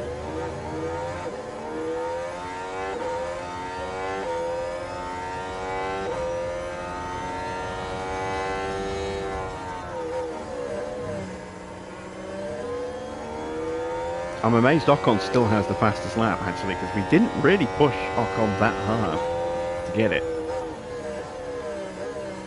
We gave him a little bit of tyres, we gave him battery, but we didn't give him fuel. We didn't put him on full tyre push.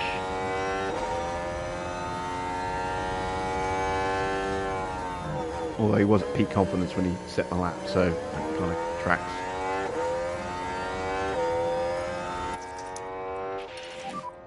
Charge button on. Confirm.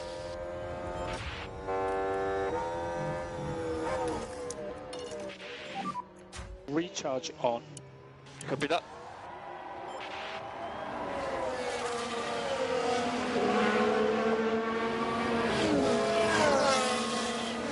Welcome, Derek. Hamilton has announced he's in free agency, but he has announced that he will be retiring at the end of this season. And Sainz boxes. It's a late stop for Sainz. But he's definitely now going to be a threat for fastest lap. Putting on soft tyres with just 7 laps to go.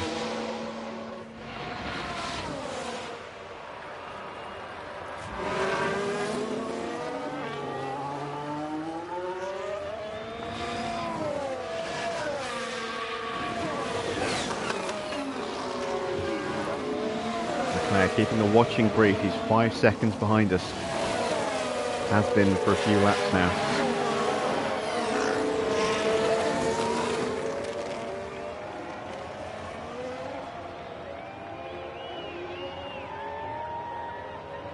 We're almost at full battery for Norris. One more lap.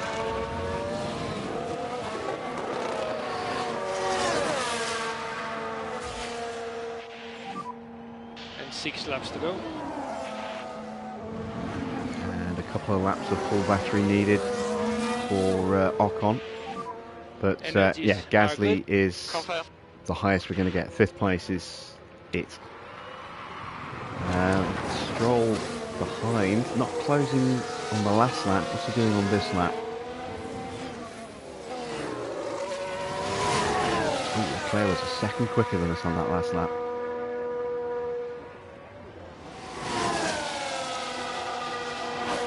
And Stroll is only a few tenths quicker than us.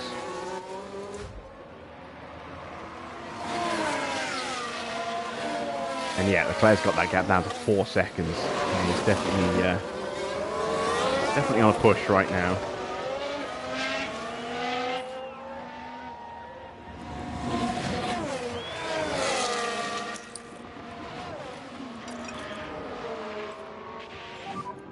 And charge button on, charge button on.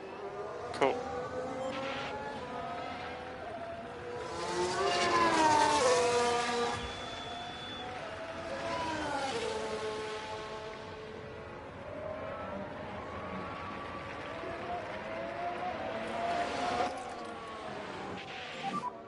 And we need to increase lift and coast. Yeah, all good.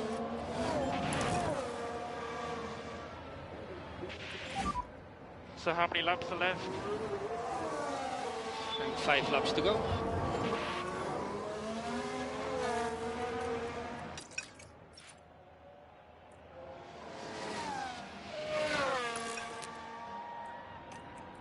Just getting a little bit of spare fuel so that we can push everything for the overtakes. Copy that. And to try and break away. And recharge off. Copy that. A lap of fuel saving should be enough. Oh wow, look how quickly Leclerc has caught us. He's less than 2 seconds behind us. He is looking mighty quick right now.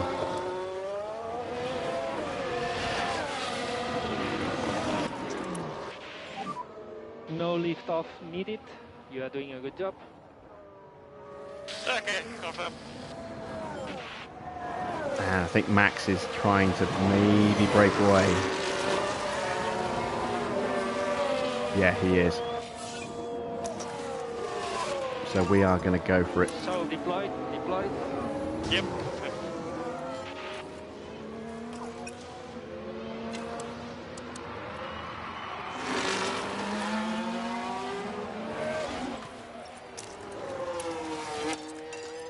Going to break away from Gasly on this lap as well. And overtake is available. Copy. And 4 laps to go. When they turn the pace on like this, these Red Bulls are devastatingly fast.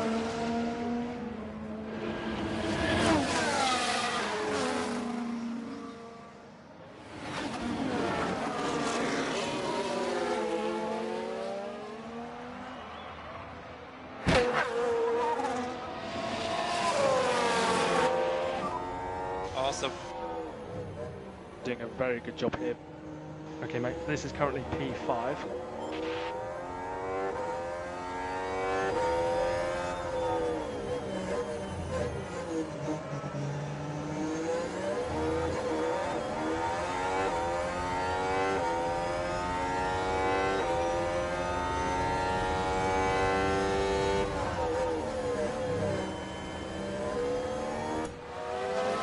Alright, so we've got the move done. Had to go earlier than I wanted to, just to make sure that we could get away from Leclerc. And hopefully I've still got enough battery left to be able to break away from Max.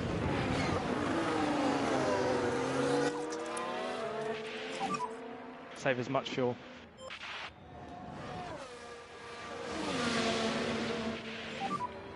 Three laps to go. Couldn't get the fastest lap. I didn't think we had enough pace.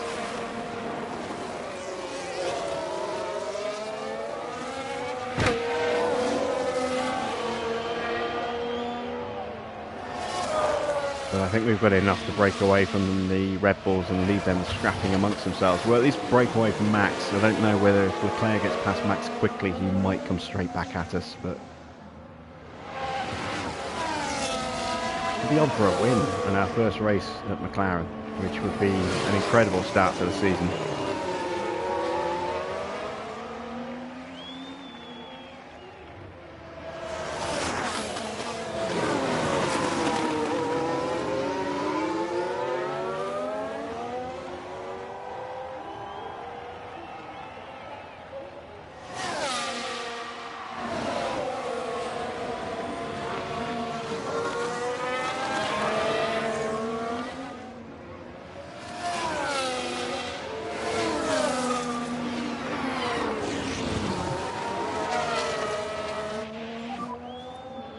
Just a reminder on garage. I'm going to keep pushing the tyres for another lap. Might as well. Yeah, But let's just go neutral on the battery. Ocon is now comfortably clear from Gasly, and I think we've broken the back of that challenge. Oh, it's a problem for Sainz. So there was a crash. Who's he hit? With debris around the track. It's Sonoda. Oh yeah, that's very much his fault.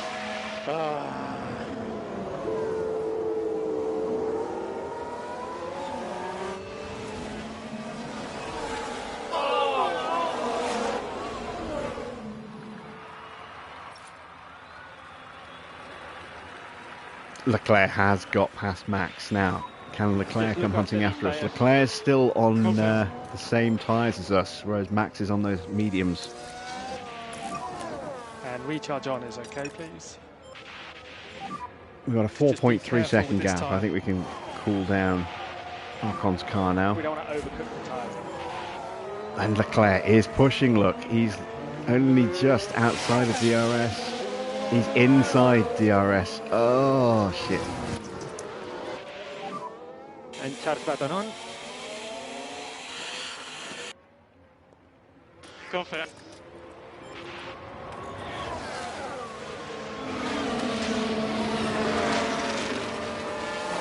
I want this win.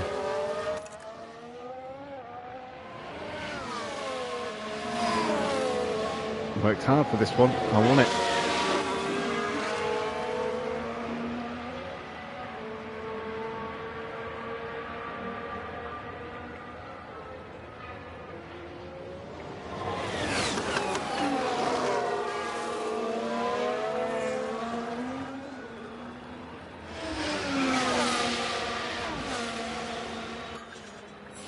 Blocking him so far.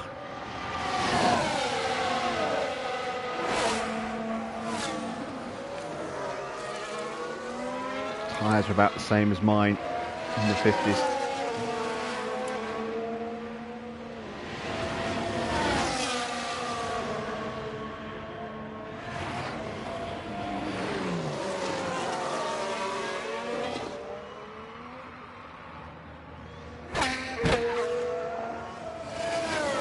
Bringing Max back into the equation.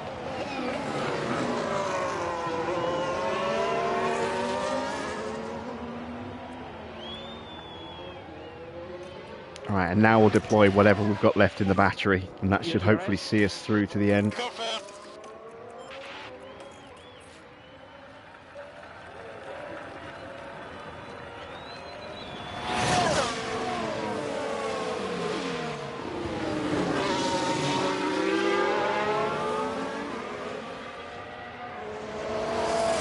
Yeah, we've done it, we're safe. Whew. It was a scary moment. But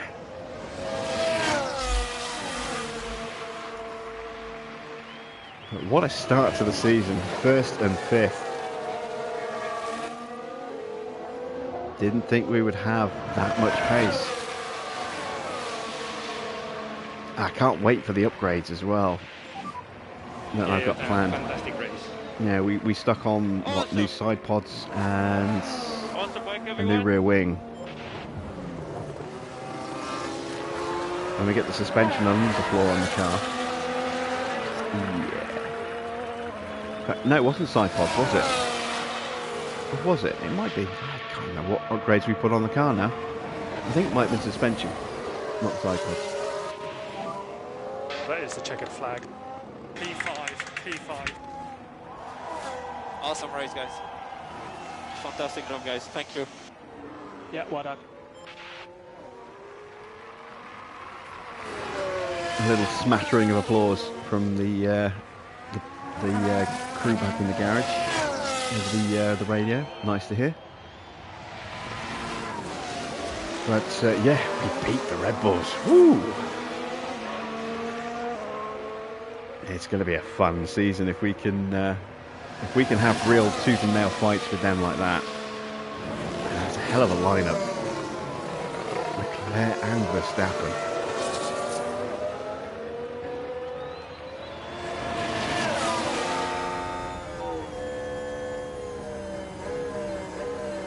And Ferrari really are in trouble.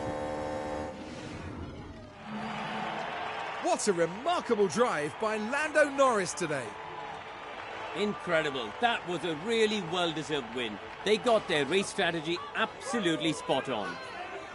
The team has been waiting patiently there, and you can see just how much it means to each and every one of them. And after such a fabulous drive here today, it's no surprise to see this man land on the podium. We can't quite imagine how that must feel. It's their first F1 victory after all. And we've certainly kicked things off in style here at the Bahrain Grand Prix.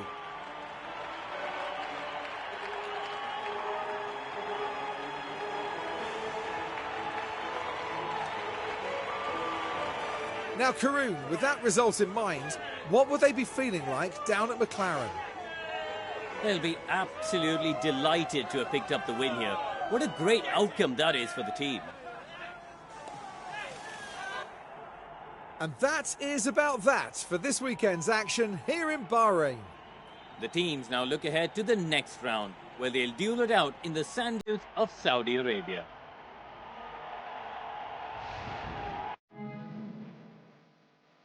Well, there we go, confirmation of the final results. We could not get the fastest lap. We were second off, just about, with Lando, and 8/10 off with Esteban. But yeah, scary pace from Charles Leclerc when he went for it there. Fought off a very, very late challenge from Charles, but took the win, gaining 6 places, and Ocon up 5 places as well. We managed our race pace really well. We were able to make the moves where we needed to. Kept our drivers in good confidence levels for good period of time as well, which really helped. Gasly, a little disappointed for him, dropping 3 places. Good result for Perez. It's been a while since we said that. Maybe he's going to have more luck at Ferrari. Good race for Stroll, gaining 6 places. He just came from nowhere at one point and just was all over the back of us. A little disappointed to see the Mercedes down in 8th and 9th. I'd kind of hoped we'd have left them in a slightly stronger position than that, but I'm sure as upgrades start rolling out, they will start to improve. And points for Williams in their first race of the season. Schumacher gaining 2 places to take the final point. So some of that early promise of pace that we saw through practice had kind of materialised for Williams. We did see Yuki Tsunoda in all sorts of trouble. Still a little error prone, unfortunately, and I think he was caught up by another driver as well, so not all his fault, but he loses 7 places. Disappointing for Albon as well, down 8 places. Sainz started 14th and finished 14th. Not a good race for him, and yeah, once again, that number 2 Ferrari is just not performing to anywhere near the level of its sister car. Decent race for Ricciardo, gaining 3 places. Bad race for Giovinazzi. We saw him with a big spin. Dropped him down 8 places in total overall. Doohan, the only driver to have got lapped. That is not the greatest start for him. He's a young driver. He's got plenty of room to develop, and it's not a great car. So I think we'll see him down around the bottom of the table for a while yet. Nick de Vries actually outperformed his teammate, but yeah, Haas is not looking great at this part of the season either, and Magnussen was just nowhere all race. So whether that's, I think that is less an indictment of Kevin Magnussen and more a fact I think that there was an imbalance of parts between the cars. We should see, hopefully for Kevin's sake, an improvement in his pace in the next race. I would imagine there'll be some extra parts available to go on his car next time out. Let's take a look at the driver standings then. There you see Lando leads the way from the 2 Red Bull drivers, then Perez and Ocon. And into the Constructors' Championship, McLaren with 35 points, 1 point ahead of Red Bull. And Ferrari in 3rd, Alpine in 4th, Aston Martin in 5th, level with Mercedes but with a higher finishing position. Williams in 7th. And then it's Alfa Romeo ahead of AlphaTauri. Haas currently the lowest finishing team. Let's see how that changes as the season progresses, because I can see some upgrades making some big strides for some teams, and some other upgrades maybe not doing much for others. We'll have to see if Aston can recover, because they need both their cars fighting. Ferrari as well, they need better performance out of Sainz, because he was disappointing last season.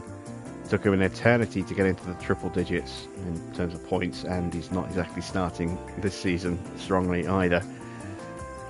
Right, it's time for the DHL Fastest Pit Stop Challenge. We came in 2nd, very close to the Red Bull time of Max, and down in 7th, only a 10th off.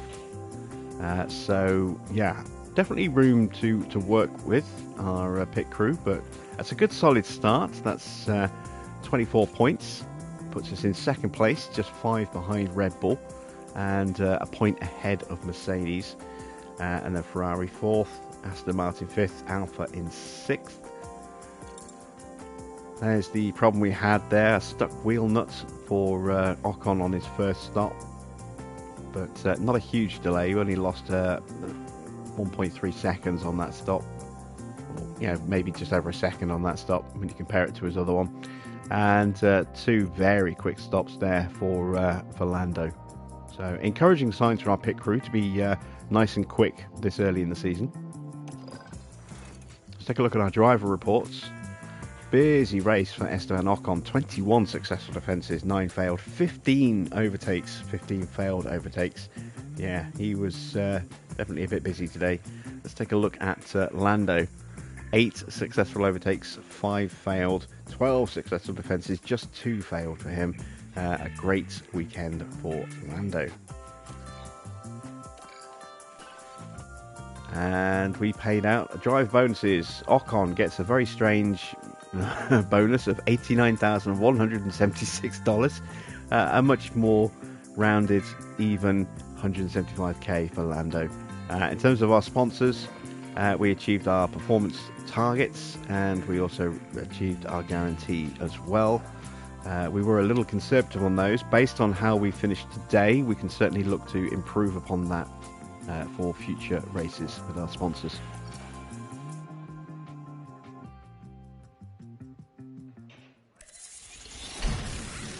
And there is a spare suspension that wasn't needed.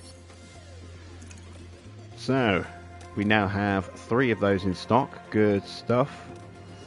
A little roundup of the F2 and F3 feature results. You can see it's Clement Novalak ahead of Sebastian Montoya and Kush Maini in the F2 race, and Mari Boyer ahead of Oliver Gray and Ollie Lunt in the F3 race. Right, that is where we're going to end it for tonight. We will pick up from this point tomorrow with round 2 at Jeddah. We've got 11 days until that Grand Prix, so a new ATR period is going to start in a week, and which will be when we start our next part. I'm not quite sure what we're going to go with just yet. Might be a front wing, we shall see. Might be a chassis. I might do the chassis now, beginning of tomorrow night's stream. We shall see. But there we go. Yeah, a great start to the season. We've inherited a pretty decent team. We had a nice strong driver lineup. We had some pretty good staff available to us, and the facilities weren't in horrible condition, which certainly helped. So we're in a pretty strong shape right now. We still need to do a bit more fixing up of our facilities. There are a few that still need a bit of a refurb or an upgrade, but it's a good solid starting point for us, and we can definitely push on from here and try and challenge for more race wins. This is a circuit where you can get away with not having an amazing car. The next race is going to be more telling on how the car performs in terms of dirty air and cornering performance, as well as speed. So that will be probably a more truer test of exactly where we stand. You know, sometimes we can do really well at Bahrain and not be anywhere near as good at Jeddah. We'll see if that's going to be the case this time around, but fingers crossed we'll still have some pretty strong pace. If we can challenge for a podium in the next race, I'll be happy with that. And so that's it for tonight. We'll be back tomorrow at the new start time for the series of 8 PM. So until then, thanks for watching. I am Jim Bob, and I'll be back with some more F1 Manager very soon.